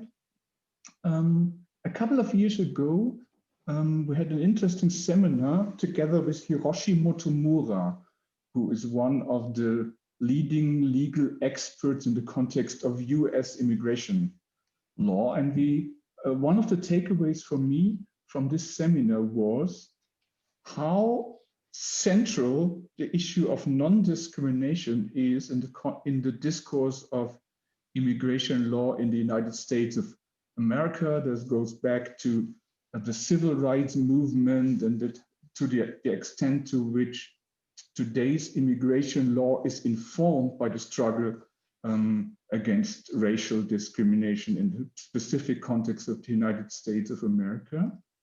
And by way of contrast, the principle of non-discrimination in the legal and political discourse within the European context seems fairly underdeveloped. And only recently seems to be an increasing interest in discussion from a legal point of view, issues of non-discrimination in the context of immigration. For example, in the important book by Vincent Chetaille on international migration law, the principle of non-discrimination features among the short list of what he calls the general principles of international migration law.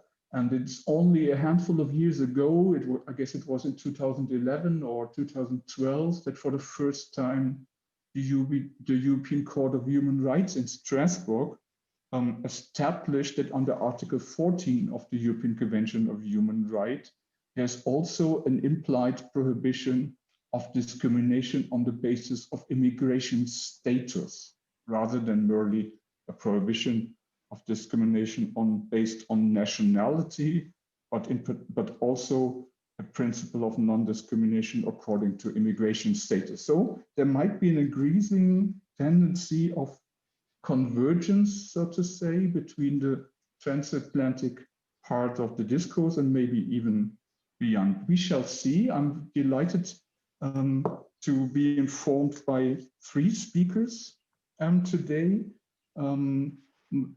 The 4th speaker, unfortunately, which is mentioned in the program, Caroline Hernandez, unfortunately was not able to make it today. So therefore we benefit from having a little bit more time to hear the presentations from 3 distinguished speakers and hopefully have some time for an interesting discussion. And being a German also in terms of culture, so I take the liberty to be a bit more strict in terms of guiding you through the time slots of that, and take the liberty to remind you if the speakers are going to overstretch their time in order to make sure that we have a little bit time to have discussions from the floor, as was established in the previous panels. So if you have questions or would like to make a remark, please type it in the chat, and we will find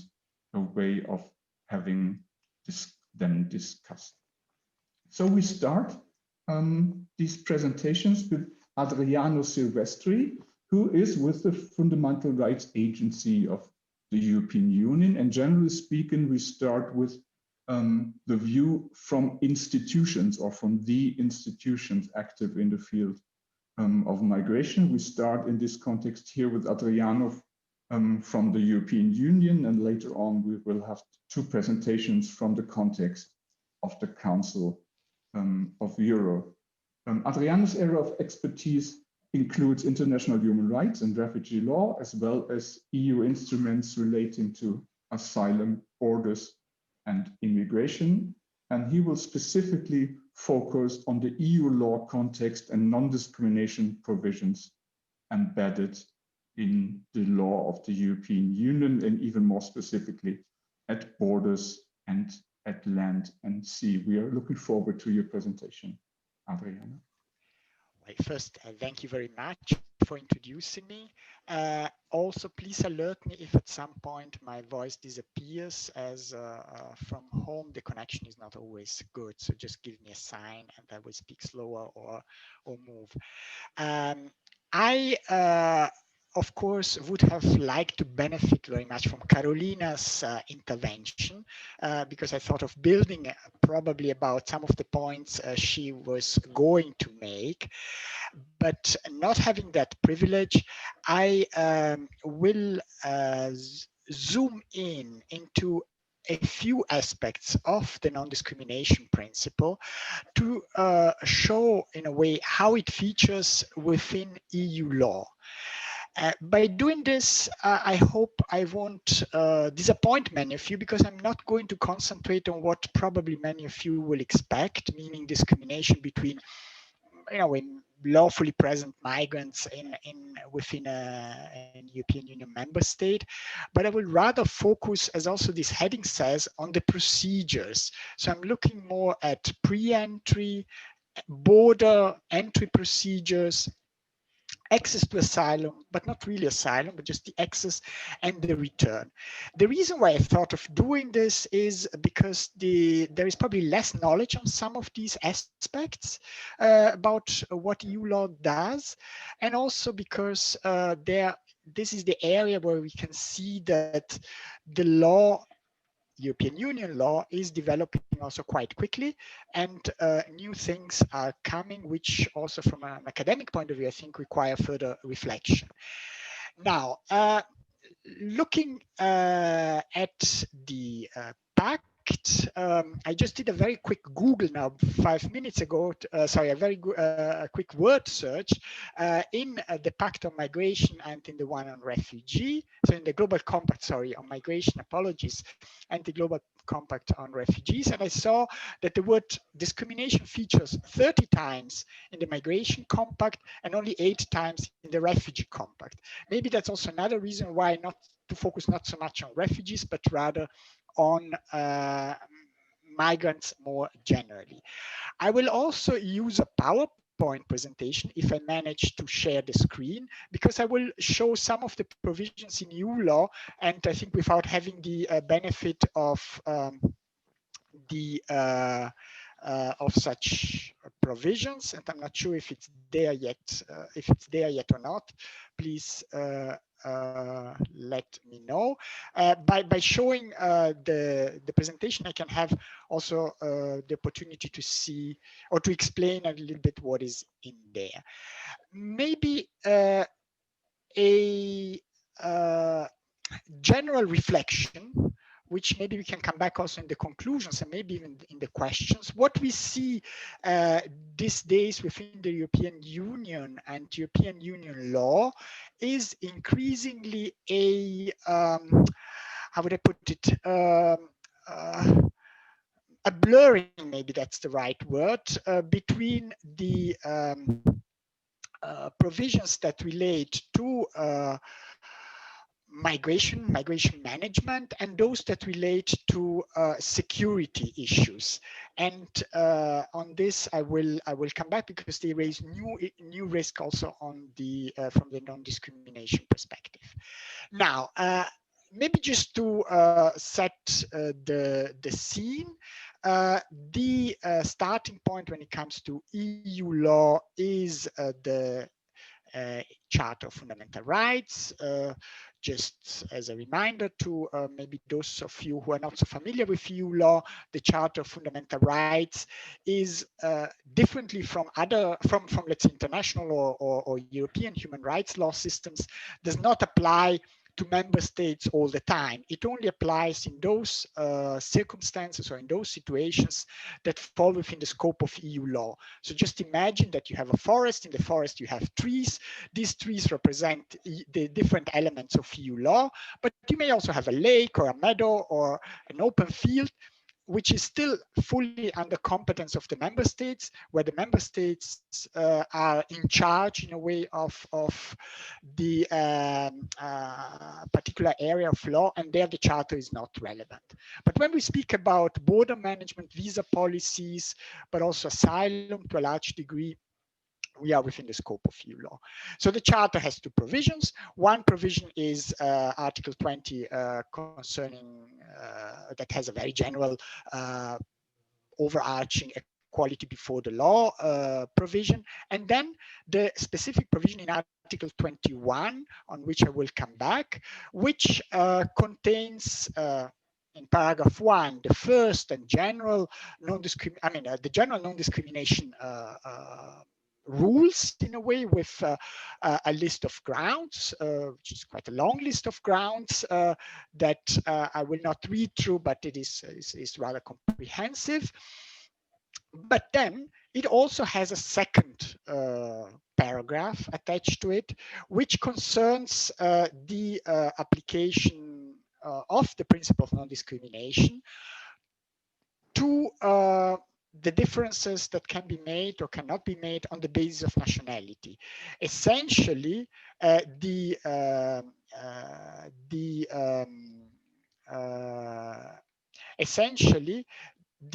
provision there is that, and apologies, that you can, there is a general, how do I say, there is a general anti-discrimination rule also on the grounds of nationality, but that rule only applies in as much as it's in line with the treaties. There are a number of situations where the treaty on the basis of which the EU is founded allow for discrimination. And of course, originally this, or the most relevant difference here is the discrimination between EU nationals, or the differences that can be made on a number of policy areas between EU nationals and third country nationals, meaning those that are not nationals of the European Union member states. But that pops up also in a number of other situations. And it also, in a way, characterizes some of the protection risks or some of the fundamental rights risks that we see emerging today. Now, let me see how to move on here. The second point is that within the treaties, you have, as regards the asylum policy, a provision in Article 78 of the Treaty of the Functioning of the European Union, a clear statement that all EU law concerning asylum, concerning international protection, must be in accordance with the Geneva Convention, so the Geneva Refugee Convention. The Geneva Refugee Convention has in its Article 3 a provision that does not allow discrimination at the time as on the basis of race, religion, or country of origin between refugees or among refugees. But it also has, of course, a number of provisions on access to rights, where it sets up the level that refugees should have when enjoying right to housing, right to medical assistance, education, and so on, where, of course, also non-discrimination elements come into play. Now, let's move really to how does this reflect in the or in parts of the relevant EU law. This first slide I want to show focuses on pre-entry. Now, there is a lot of, I think, there is currently a lot going on as regards visa policies and as regards, in a way, regulating access to the EU. Some EU law instruments are under revision, in particular the VIS regulation, which is the regulation that sets up the large-scale IT system where all visa applicants and their sponsors and those who are then provided a visa are recorded with their biometric data, and the ETIAS regulation, which basically introduces something similar to what already exists if you want to visit Australia or the US, meaning a pre-entry clearance for those third country nationals who come from visa-free member states. Now, the visa code, which is essentially the code that regulates how member states should administer short-term visas to come to the EU, as well as the VIS regulation and the ETIAS regulation, do mention non-discrimination in different ways. So to come back to a more general point that was made when this panel was introduced, under EU law, maybe there is not so much of a discussion about non-discrimination, but if you dig out the clauses that are contained in the different pieces of EU law, you will find quite a lot of references, often of a general nature, possibly not so easy to operationalize, but they are there. And this is what I would like to give you an overview on. Now, the visa code essentially goes back still to 2009, so it was adopted before the charter, and it essentially has a clear provision that when consulates or the staff of service providers, for example, when a company takes the fingerprints for processing a visa, should not discriminate against the persons they deal with. Similarly, those who use the database, so the large-scale IT system, the VIS regulation, have a duty to use the data included in the system without discrimination. And when it comes to the ETIAS regulation, which is a more recent instrument, the non-discrimination provisions are further developed, and they raise or they reflect in a way new risks that were identified more recently. In fact, what we can see under European Union law is that migration management is increasingly supported by large-scale IT systems. So on this slide, you see the VIS regulation, the Visa Information System, which is already a large-scale IT system which is in operation now.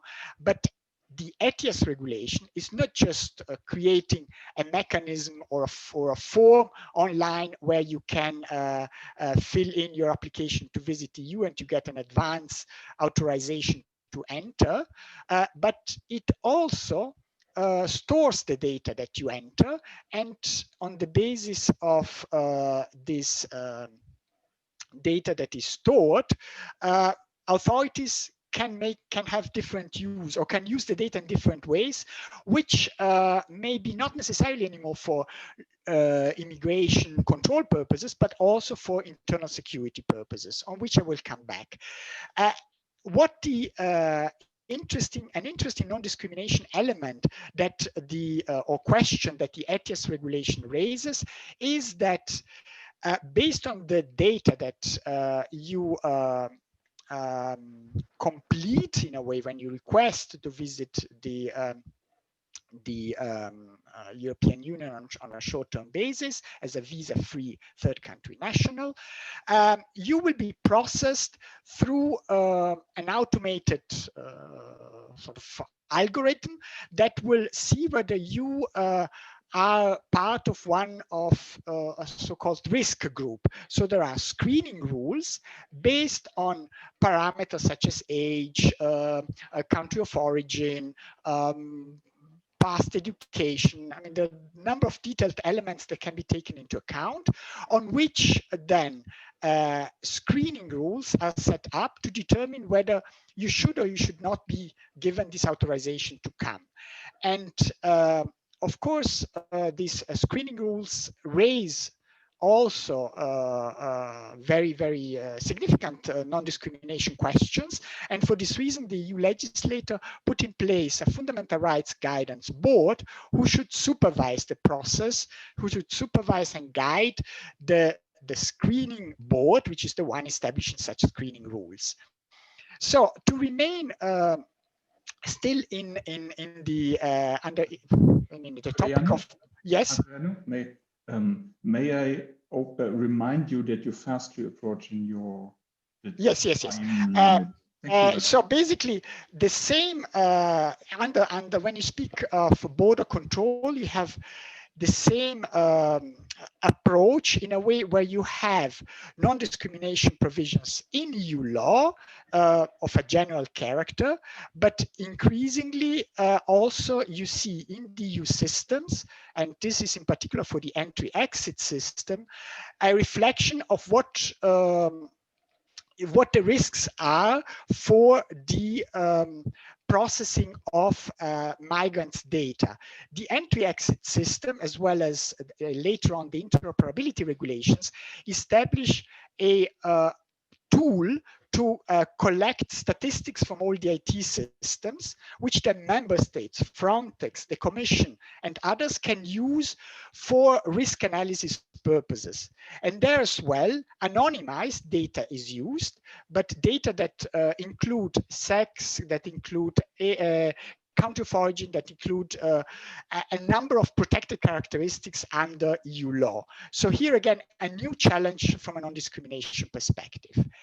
What I would like to briefly touch upon is that when it comes to the operational arm of the EU, so to speak, in particular Frontex, there are very strong non-discrimination provisions included in the regulation, in the 2019 regulation, which are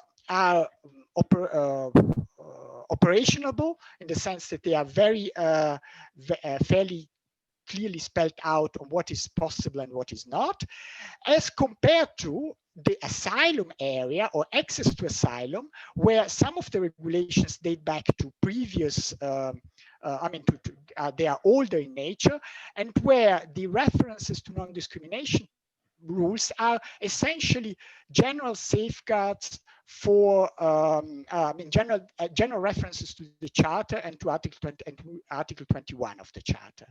Only in the Eurodac context, there is a very specific non-discrimination issue being addressed, namely the fact that the Eurodac, meaning the database that collects and stores data on asylum applicants, can be used for to combat terrorism and serious crime.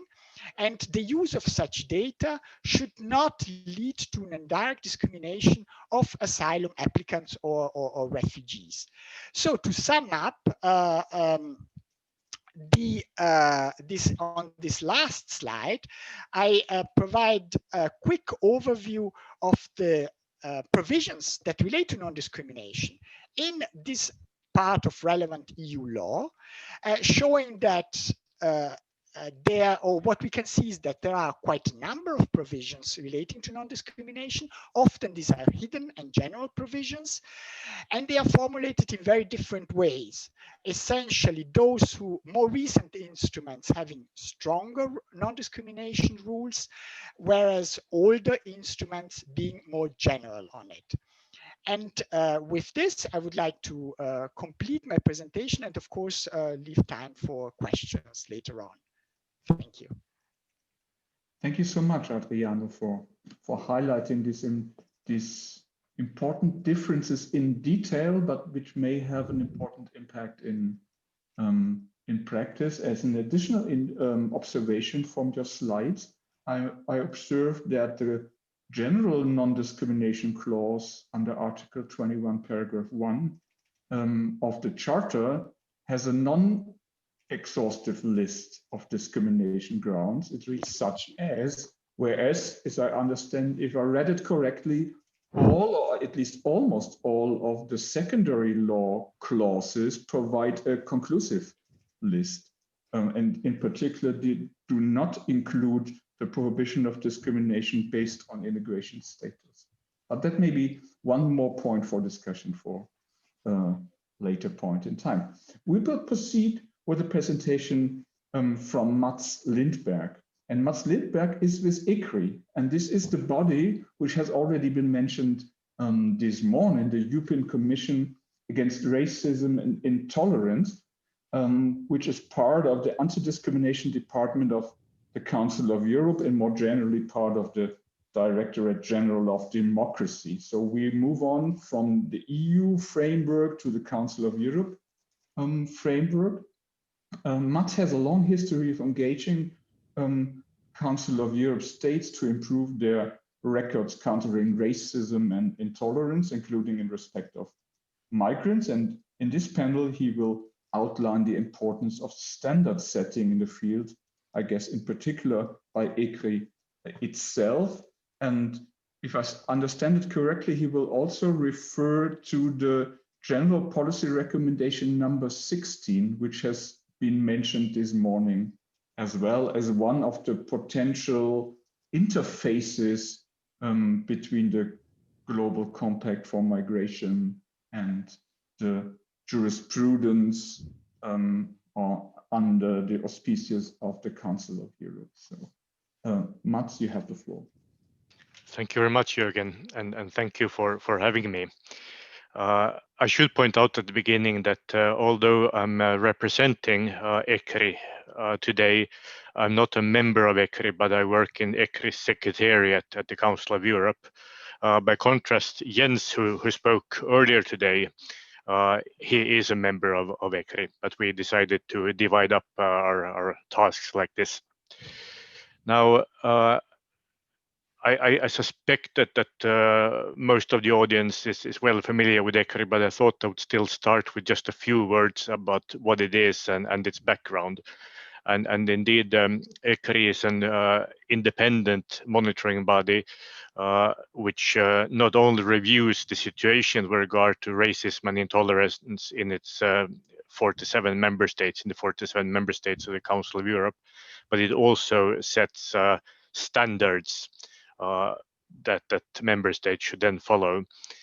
Now, at the beginning, the there's no, contrary to many other Council of Europe monitoring bodies, there's no international convention with ECRI standards, but it was the Council of Europe summit meeting of heads of states back in 1993 that decided to create ECRI, and then ECRI, as it goes along, and based on its findings in its works, draws up these general policy recommendations, GPRs we call them, which set ECRI standards against which member states' performance is then measured. And indeed, I'm going to speak about GPR number 16 on the rights of irregular migrants today. First, I'll speak about the content of GPR number 16, and then a few words about what ECRI monitoring has shown about the implementation of GPR number 16. And if I have time at the end, I'll also say a few words about ECRI's finding regarding integration of regular migrants. Still, very few words about ECRI. The ECRI's mandate is to combat racism, racial discrimination, xenophobia, anti-Semitism, and intolerance in the Council of Europe area. And it does this from a human rights perspective in the light of the European Convention on Human Rights, which Jens also referred to, as well as the Convention's additional protocols and related case law. And themes addressed by ECRI include, this is not an exhaustive list, but include national legislation against racism and intolerance, integration and inclusion, hate speech and violence, sexual orientation, gender identity, and sex characteristics. In fact, relatively soon, ECRI will start working on a GPR on LGBTI rights. And the beneficiaries of ECRI's work, if I may put it this way, in a simplified manner, are migrants, people with migration backgrounds, as well as historic, ethnic, religious, linguistic, and sexual minorities. Now about GPR number 16. As you know, it's about irregular migrants and their rights, because they have rights even though they are irregular.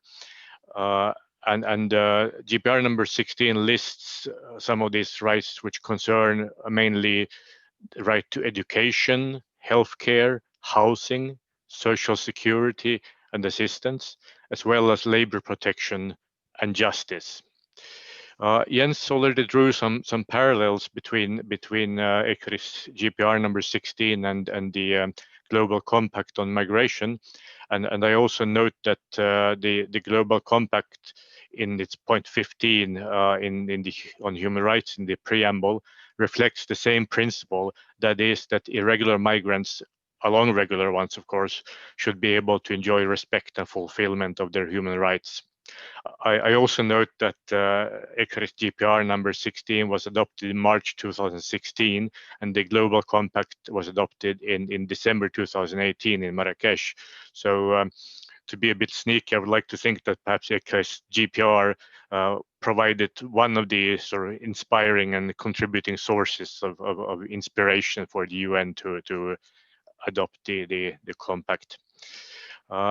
Now, one of the central elements in ECRI's GPR number 16 is what we refer to as firewalls, and ECRI calls on governments to establish firewalls so that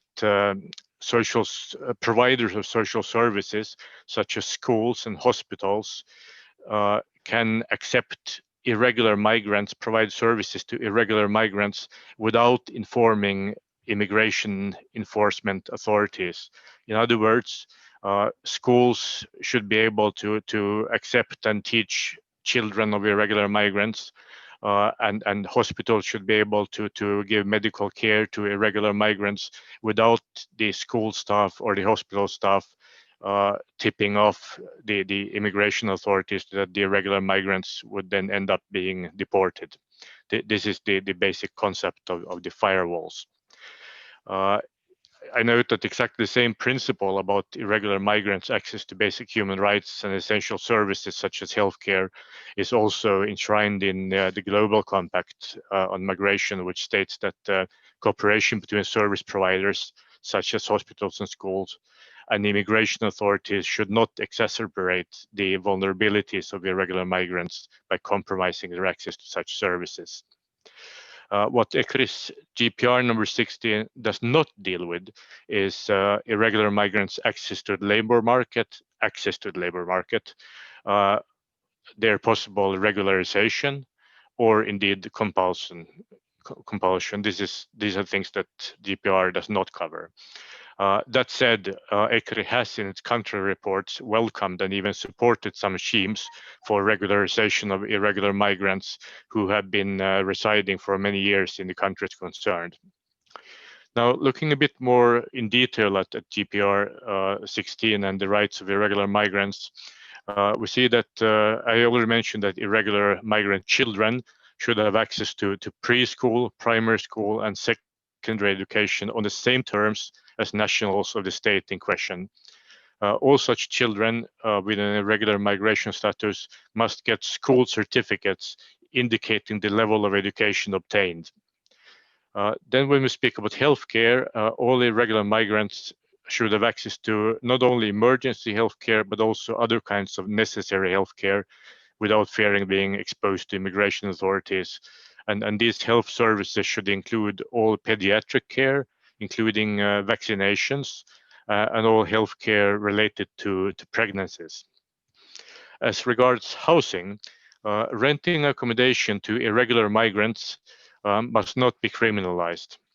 And furthermore, irregular migrants should have access to emergency accommodation, including shelters for homeless, be those public or private. And in all circumstances, there must be adequate accommodation provided to irregular children. And this is regardless of whether the children are unaccompanied or have arrived with their parents or other relatives.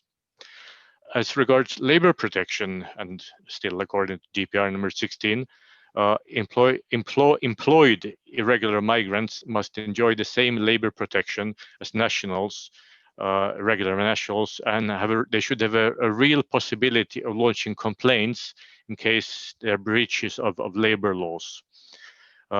They are, of course, also should be entitled to reasonable pay and social benefits. And if the irregular migrants are obliged to leave the country, they should be able to enjoy the benefits of any social contributions paid, so pension and other similar contributions, either as resulting benefits or in the form of reimbursement of the contributions paid. Furthermore, irregular migrants should have the possibility of reporting crimes of which they have fallen victims of to the police without personal data being shared by the police authorities to the immigration control or enforcement authorities. Now, these are the standards. This is how it should be. Now I'm going to say a few words about what ECRI has found out during its country monitoring about how these recommendations are implemented in reality, and I've chosen to focus on the positive, on positive examples. So positive examples of these firewalls in national context include the German legislation, which allows German schools, kindergartens, and nurseries not to report irregularly present children attending school to immigration authorities. This is an exemption to the general obligation by German authorities to report irregular migrants to immigration authorities. And furthermore, there's a legal possibility for school children who have resided and attended school in Germany without interruption for at least 4 years to obtain a temporary residence permit, not only for themselves, but also for their parents. And this, of course, we think is very good. It should be noted that in some countries, school authorities are not as such obliged to report enrolling irregular migrants to immigration authorities, but there are procedural requirements for enrollment, such as presenting birth certificates, which can in practice create obstacles or at the very least deterrents to enrolling irregular children. But this is how it is, and the more one can overcome such requirements, the better. As regards access to healthcare, it is a bit trickier. I mean, in all countries we're monitoring, the irregular migrants have access to emergency healthcare, but not necessarily to somewhat less urgent forms of healthcare. There are, however, as we have seen in the monitoring, a number of civil society initiatives by medical professionals to provide also less urgent care to irregular migrants. And importantly, such NGOs in some countries do get state funding to be able to deliver these health services, which of course we also think is very good.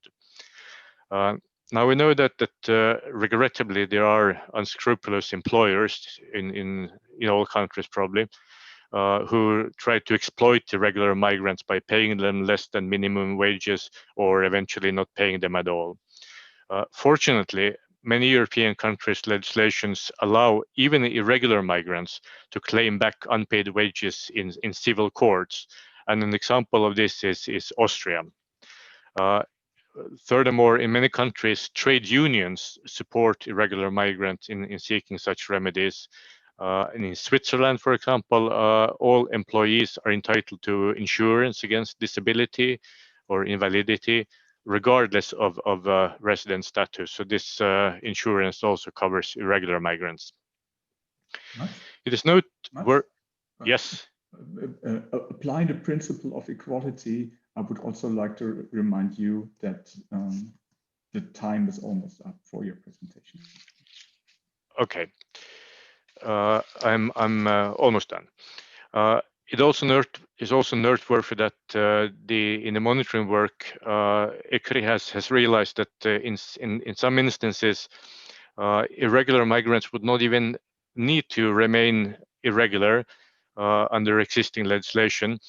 For example, in Germany, again, NGOs have informed ICRI that about 1/3, according to them, of the irregular migrants they assisted would actually be entitled to some kind of residence permit under existing legislation. However, the migrants were not aware of their rights or how to assert them. And therefore, ICRI has called on governments to fund low threshold counseling and assistance services run by NGOs so that NGOs can exactly inform irregular migrants of their rights. And I'll stop here and I'm ready for a discussion.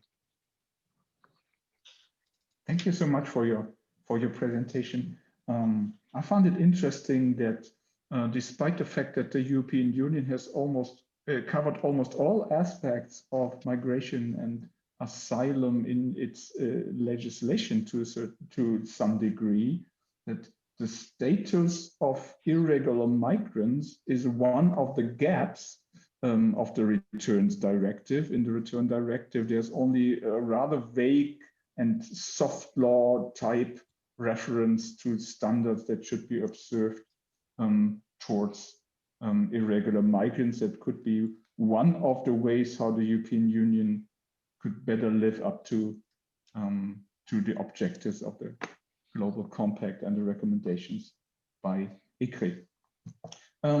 Last but not least, so we turn now to Sarah Keating's presentations. She is also with the Council of Europe. She is Head of Division of Cooperation and Capacity Building within the Council of Europe's Education Department. And she is responsible for projects on inclusive education, democratic culture, and the ethics and integrity in education. And in her presentation, she will highlight the Council of Europe's flagship project, which is the European Qualifications Passport for Refugees. We will learn about that now.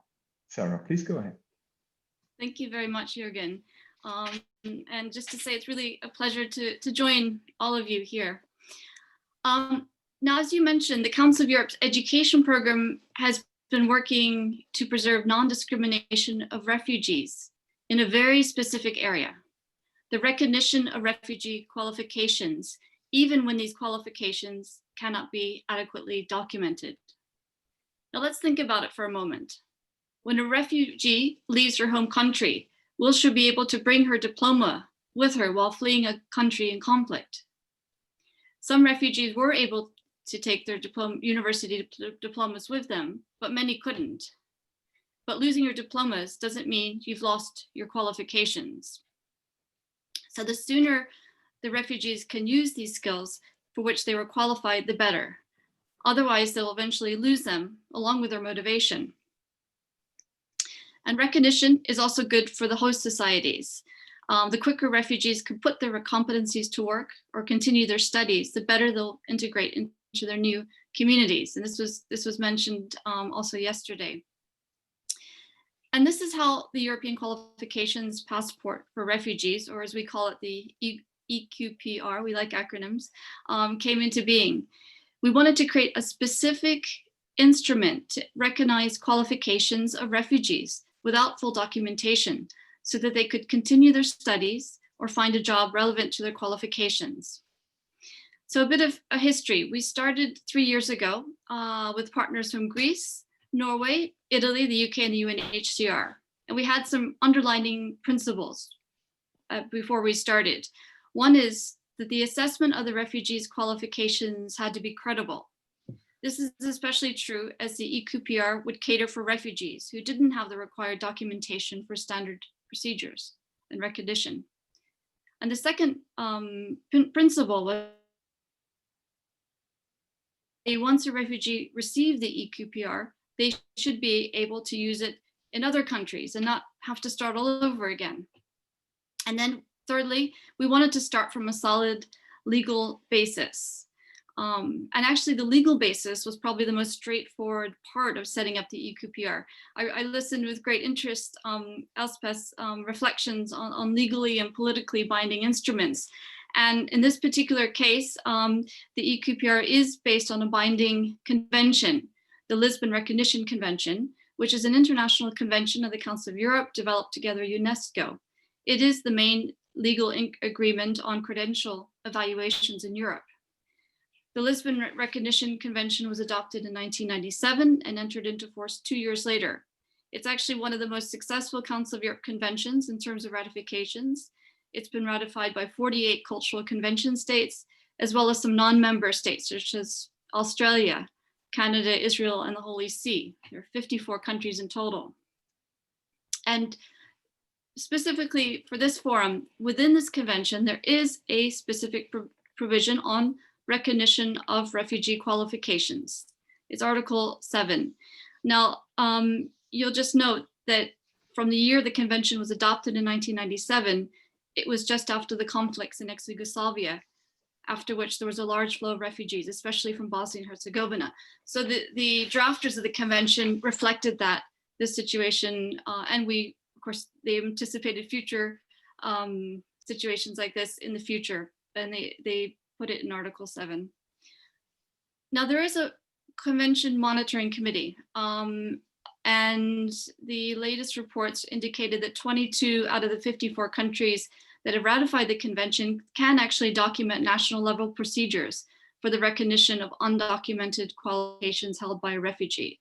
But that, of course, leaves a little bit more than half of signatories without these procedures. So as a result, a new specific legal recommendation on refugee qualifications was adopted under the convention in 2017, in which the EQPR was highlighted as a way for countries to fulfill their obligations under the convention. So we have the legal basis, but how do we create a methodology that would be credible to be accepted by employers and universities? Well, the process briefly is carried out in 2 steps. First, there's a questionnaire to be filled in by the refugee candidate. So together with the questionnaire, candidates are asked to send any other documents that support their claims, such as a transcript or a student card. And then secondly, it's followed by an in-depth interview with a team of 2 experienced credential evaluators coming from 2 different national recognition centers. They're called ENICs. The interviews are done in the native language of the candidate or in the language of his or her instruction. And this is very important because we saw, for instance, in one case, a candidate mispronounced the name of the university where he had supposedly studied. So this was having the interview in the language is very important, we think. We also have two professional evaluators who ensure the knowledge of the language, but also the expertise of the higher education system, where the assessed qualification comes from. And the interviews conducted can be done face-to-face, but as you can imagine in this situation of the pandemic, we're using more and more online interviews. So as of now, a little over 500 EQPRs have been issued with a success rate of 83%. And because of the growing acceptance of the EQPR and the Council of Europe umbrella, we've also seen that it is portable. For instance, a Syrian refugee, Anwar, who had her interview in Greece, was able to continue her studies in her field in Norway and now works in that field. And since then, the European Qualifications Passport for Refugees has also grown in interest, with national information centers on recognition in 11 countries, the UNHCR, public authorities, and universities all working together. The countries involved are very diverse as well. Armenia, Bosnia and Herzegovina, Canada, France, Germany, Greece, Italy, the Netherlands, Norway, Romania, and the UK. And we also have very generous financial support from several countries, in particular Italy and Norway, and of course, in addition, of course, to our Council of Europe budget. Now, before I talk about the future and how we could really connect our work, because we'd really like to see how we can do that with the participants in this forum, just something about the pandemic, because of course that was a very specific situation. So during the spring, at the height of the first wave of the pandemic in Europe, the UNHCR and the Council of Europe saw a real possibility of refugees with health-related backgrounds to help fight in the pandemic. The UN High Commissioner for Refugees, Filippo Grandi, and the Council of Europe Secretary General, Maria Pecinovic-Bordic, pointed out in a joint statement that many refugees do have health-related qualifications. And even if few are licensed to practice in their host country, they can nevertheless help in the crisis under a licensed health practitioner, and many are eager to do so. So in addition to some wide media coverage, encouraging countries to bring in refugees in the fight against the pandemic, including a spotlight in Time magazine of an EQPR holder from Cameroon working in a care home in Greece. Additional online interviews were carried out in France and Italy, specifically for refugees with health-related backgrounds. And we'll be starting this process again, as unfortunately the second wave of the pandemic is upon us. It's important to underline that the EQPR does not have the intention to supplement the usual procedures in recognizing or licensing regulated professions, but it aims at helping the usual institutions with a prior assessment. So in a health crisis, it could enable refugees with health-related qualifications to work under the supervision of a duly licensed health professional in the same way that some countries now call on medical and nursing students to do so. So what about the future? Where do we go from here? Well, what we realized was that receiving the EQPR wasn't an end goal in itself. How could we receive the refugees once they receive this document? So, okay, in addition to the more technical aspects of upscaling the number of evaluations through a robust and safe online system and carrying out a specific training for the evaluators, we are targeting several different levels. So policy, higher education institutions, and the labor market. So on the policy level, 3 points. Under the Greek presidency of the Council of Europe, our education department and the Greek Ministry of Education and Religious Affairs organized a ministerial conference on the 29th of October, resulting in an endorsement of all 47 Council of Europe member states of a political declaration and roadmap of action for making the right of education a reality in times of COVID-19. And within this, there's a specific reference to the EQPR and expanding its acceptance. The second one is happening next week on the 19th of November. And we expect that the EQPR will be accepted and endorsed in the communique to be adopted by the 2020 Rome Ministerial Conference of the European Higher Education Area, the Bologna process, as many of you will know it. And then finally, the EQPR was used as a basis for a new global convention, the UNESCO Global Recognition Convention for Refugees. So how do we engage with universities? Now, Italy has taken the lead in linking the EQPR with the universities. Many of the refugees currently in Italy come from the sub-Saharan Africa and claim secondary rather than higher education qualifications.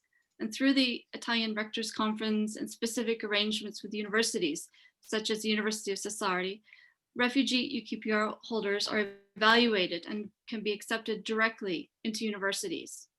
Also, some scholarships in Italian universities are open to UQPR holders. And I saw the list of participants, and I saw that there are many participants from the academic community, and we would welcome any contacts with you in this regard. Now, in terms of employment, teaming up with the UNHCR, we'll be organizing an event in Berlin in the spring under the German presidency of the Council of Europe to make employers more aware of EQPR holders and their potential. This is a specific goal, as you well know, of the UN Global Compact on Refugees to promote economic opportunities for refugees. So in conclusion, the European Qualifications Passport for Refugees is a practical way of supporting refugees to reach their potential, stay motivated, and contribute to their new communities. It's a way of applying non-discrimination principles and equal treatment so that refugees can continue their studies or a job relevant in their field. We also believe that it is in the interest of refugees' new host communities. Whether refugees use or lose their qualifications is of enormous importance to the refugees themselves, of course, but also to their host countries. The European Qualifications Passport for Refugees is based on a collective effort, and we really hope that some of you will join us in this effort. And please reach out to me if you are interested. Okay, thank you very much. Thank you so much, Sarah, for your rich presentation and also from your practical experience of implementing at a particular point the general idea of having equal access to rights and preventing discrimination. And this is what I take as some kind of common denominator from the three presentations we have heard. They all addressed particular situations that render migrants vulnerable to experiences of discrimination, and the particular challenge is to devise policies and instruments that may be successful in preventing that type of that discrimination.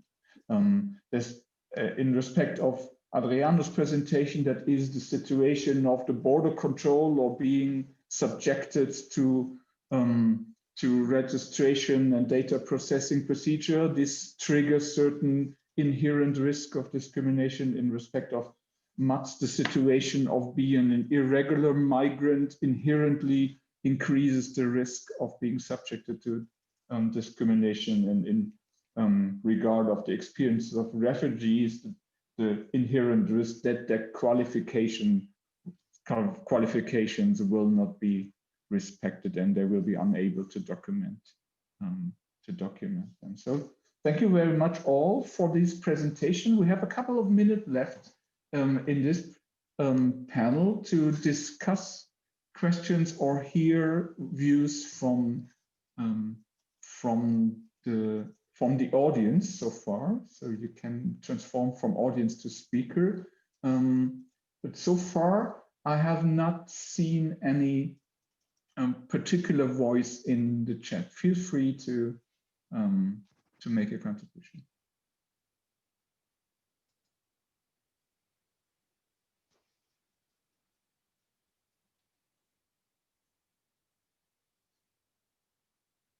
Well, since at this point in time I do not see any, I would like to address all three distinguished speakers with a common question, and inviting them going beyond the field on which they have presented and make a more general statement. What do you think is the most important challenge to the principle of non-discrimination of migrants in the current political and legal situation? What is the most pressing challenge to the human right not to be discriminated? So let's hear your concluding observations in the order of the first appearance, but I see the voice of Sarah. Yes, please. Okay, yeah, thank you. It actually, it's something that one of the former speakers mentioned. It's the democratic structures in our in countries, and what we also have something that we promote in the Council of Europe called a democratic culture, and promoting openness towards others, empathy. So I think from my point of view, that's the broader picture. The democratic structures within many of our countries, which can change, and you know, we can't take democracy as a granted. It's something that we're not born learning. We're not born knowing about democracy and human rights and how they work. So we really need to instill them. Okay, I'm harking back to my field, but in the education sector, we need to start from the very beginning in instilling these values and from a very early age. Thank you so much. Mats, would you like to continue? There was also in the chat a general question referring to the potential added value of having the global compact or migration. Maybe you can combine your spontaneous thought on the most pressing challenge, and whether or not the GCM might be helpful to address this. Yes, well, I mean, the most pressing challenge, and I'm now actually going to switching to speak about regular migrants. And clearly it's essential to integrate them, that they learn the language and that they get advice about what kind of support services are available to them. But in the current situation, because of COVID, many of these services have moved online, and then you have the problem that migrants, including asylum seekers, they don't necessarily have access to IT tools to be online. And I think this, in the current circumstances, is one of the biggest obstacles. Just like this, on top of my head, it's a bit difficult to draw conclusions in relation to the global compact. But as I said, I think that ECRI standards, including GPR 16 and the global compact, are quite similar in many ways. And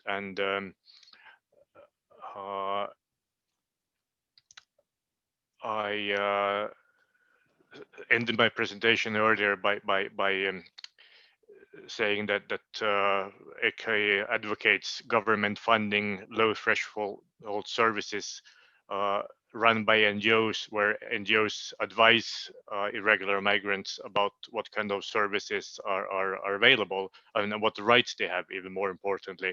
And I think that this approach is a bit similar to that of the Global Compact, which has its objective 7 on addressing and reducing vulnerabilities in migration to facilitate access of irregular migrants to an individual assessment, which may lead to regular status, especially when children, youth, or families are involved. So much from me at the moment. I'll leave some time for another entry. Thank you very much. And finally, Adriano, there's also a question specifically addressed to you. Elspeth would like to know what difference does it make? What impact does it have when non-discrimination provisions are changed? And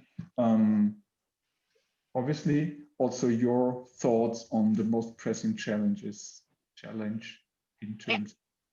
Thank you very much. I think I can link the two in a way, because I see the most pressing challenge, not only on non-discrimination, but on many other aspects, fundamental rights aspects embedded in EU law, is how do we move from the law to the reality. So it's about operationalizing, it's about putting the law into practice, and we've heard one very good example in this panel, but there are areas where this is quite difficult. And what we see in terms of changing of the law on in relation to non-discrimination is that we have moved from a very general statement on non-discrimination to more recent instruments where they try to the legislator tries to operationalize this. I've mentioned the Fundamental Rights Guidance Board in the context of ETIAS to supervise the screening rules that Frontex will have to run to determine who is a high risk and who is not a high risk visitor. But this goes also with the work of Frontex, with the work of EASO. So it's really about moving from the law to the practice. I think that's the main challenge. And what we see in terms of impact of the changing legislation is that there are increasingly elements or situations in EU law where there is more than just a general repetition, so to speak, sometimes even in a restrictive way, of the non-discrimination clause in the Charter. The Eurodac regulation was probably the first one, also obliging the Commission to assess in its report on the implementation of the Eurodac regulation how access by the police or by law enforcement authorities to this data may have led or may lead to indirect discrimination of asylum applicants and refugees. And I think we need more of these innovative ideas on how to how to move from the law into the practice. On this second general comment on how the global compact may have influenced, this is of course beyond in a way for us also mandate in a way to comment, but there are areas where I think you can see a reflection of the discussion in the compact being on the table when EU law issues are discussed. I mean, there was a large discussion about migrants in an irregular situation as part of this panel. And you, Jürgen, made reference to Article 14 of the Return Directive, which is the article that basically provides safeguards for people who should be returned but are not yet returned, which is a fairly, I mean, they are these safeguards, which are very basic, refer to people who are in the country and either agree to voluntarily depart and so have still to stay until they move out, or whose return cannot be implemented and therefore the removal has been postponed and so they also have to stay here. For these persons, certain basic rights are discussed. And even if there is limited political willingness in the member states to do more, the discussions after the Global Compact, I think, do have an impact here. Another example where it does have an impact is the issue of immigration detention of children. So there are there is a flow or some influence from the global level to the EU level, but of course that does not mean that this leads automatically to changing EU rules. I think it's an additional element that is on the table when policies are being discussed. Maybe just as you mentioned, Jürgen, after my presentation, the such as in the Charter and in Article 21, indeed this is a correct comment. In the majority of secondary EU law instruments, the non-discrimination clauses don't list the grounds, the non-discrimination grounds in a open way. They just say not discriminated for reasons of, and then they list those reasons. But at the same time, well, maybe I should say that this is not always the case. The interoperability regulation, and I think it's Article 5 or Article 7, which contains the non-discrimination provision, repeats the exact wording of Article 21 of the Charter.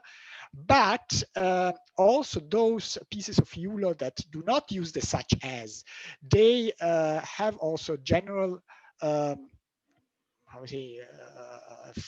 provisions in the recitals usually, which say that this, at least for those who have been implemented or have been adopted after the entry into force of the Charter, that this regulation should be implemented, this directive should be implemented or does not affect the rights set out in the Charter. So, I mean, one could argue that even if it's not, even if the grounds, the discrimination grounds are not listed, are listed in an exhaustive manner, that this list should nevertheless be interpreted in light of these other recitals in these specific instruments. Thank you.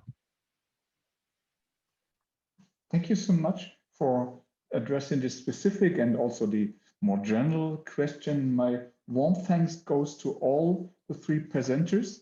And this would usually be the situation where you would enjoy the benefit of hearing the applause from the audience. I'm afraid you have to miss that benefit, but I express my expectation that it would be a very warm and welcoming applause answering your presentation. Now I'm handing over the chair and this entire conference to, I hand it back to Elspeth for her concluding comments. Thank you so much. Thank you very much. We have quite a specific question in the chat to Mats. I don't know whether you want to address that very quickly now. Well, I would say in these times of challenging electronic events, we should have concluded now and not overextend it and have more focus on your general observations concluding. Yes, then I would say to Chioma, if irregular migrants are to enjoy benefits, why aren't they regularized? I think that's absolutely one of the big questions that I know that if there were an opportunity for our colleagues from ECRI to speak, again, they would have mentioned many of the discussions that took place during the adoption of GPR 16 about not interfering with the right of states to expel, but if states don't expel, then permitting irregularly present migrants to be able to exercise rights to social services. To Laura, yes, my understanding is that Mats, and perhaps you can confirm this, that you did mention that legal advice institutions for migrants and refugees are providing information to irregular migrants and have in fact reported that 1/3 of irregular migrants in Germany that you've identified should actually be entitled to residence permits. I don't know whether you wanted to add anything to that. Yeah, no, that's exactly right. And as you said earlier, Elspeth, I mean, the ECRI does not demand that irregular migrants should be regularized. In other words, have the right to stay in a country where they have entered irregularly. So if they are deported, ECRI doesn't have objections. But if they are there, they should have the right to fulfill certain basic human rights, as in healthcare. Children should have access to education and so on and so forth. I'm sorry, your last question or point, Elspeth.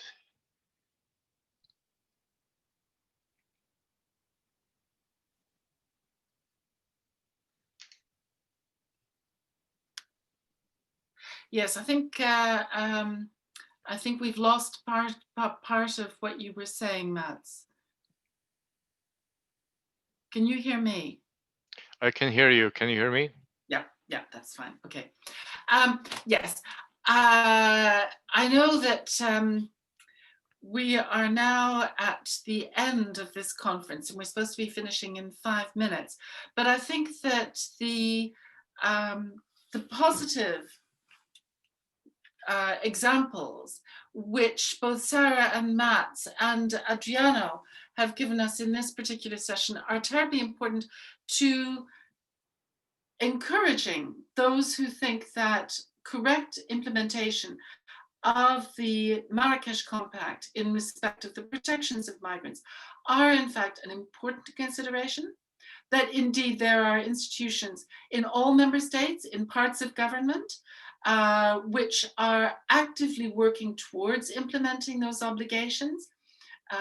All three of you have given us very good examples of how indeed we are moving towards a world in which, at least in the European context, we are seeing in many spheres an increasingly inclusive implementation of the Marrakesh Compact commitments of states. And I think that's very important to bear in mind, because I think that one of the difficulties we have is very, very noisy interior ministries focusing on expulsion and receiving an enormous amount of press, and much less on, for instance, the good practices like the law in Germany, which Mats was referring to, where families where a child has gone to school for 4 years can apply for residence permits. Sarah's excellent presentation on the progress that's being made in recognition of diplomas for refugees, but presumably for all migrants, including irregularly present migrants, and how that's transforming people's lives. And these positive stories, these positive examples, they're not anecdotes, but we're now talking about measures which have been adopted by states, which go absolutely in the direction of the implementation of the Marrakesh Compact, counteract all of the negative discussion which we hear from certain parts of the interior ministries. And I think it's a terrible shame that our press seems to be tone deaf to these good examples which we've heard in this particular session. I want to thank everyone for participation in today's event. It's a Saturday morning. We would normally be in Geneva, so it wouldn't seem like such an imposition on our private lives to be participating at the moment in a conference. So I'm particularly cognizant that a large participation of over 50 people in this in these two panels has taken place, and you have given up your morning for this. We in PROTECT, I would like to extend our greatest thanks to our speakers, to our chairs, to our discussant, to Gulshan Murray for doing a terrific job in keeping the technology working so that we've actually made it to the end without a major crisis or problem. And of course, absolutely to Catherine and Nicolette, who have been in touch with everyone, who've been structuring the questions, who've been getting everyone involved, keeping us all feeling very positive about the conference, about the event, and about the importance of what we have been doing today in revealing and creating new knowledge about the Marrakesh Compact. The next step will be that the recordings will go online. Mari has sent around a chat about where you can expect them from yesterday and today. And we in the UK team of PROTECT will be synthesizing the information which we've received over the last 3 days, the issues which have come up, the ways in which we are analyzing the Marrakesh Compact in respect of refugees and migrants, and we will be producing a report, but that is not required until January. So enjoy the recordings of our proceedings. Thank you very much to everyone for participating. Thank you very much for all of you who have made this event so interesting, and I'm sure we'll take it forward. And I'm so sorry that we're not now all going to have lunch together and an informal discussion taking further the discussions and debates that we've had. So I'll say goodbye to everyone. Feel free to leave the meeting as you go on to your afternoon. I expect everybody on the continent's rather hungry at this point. And hopefully we'll meet again soon in person somewhere in Europe. Bye-bye, everyone.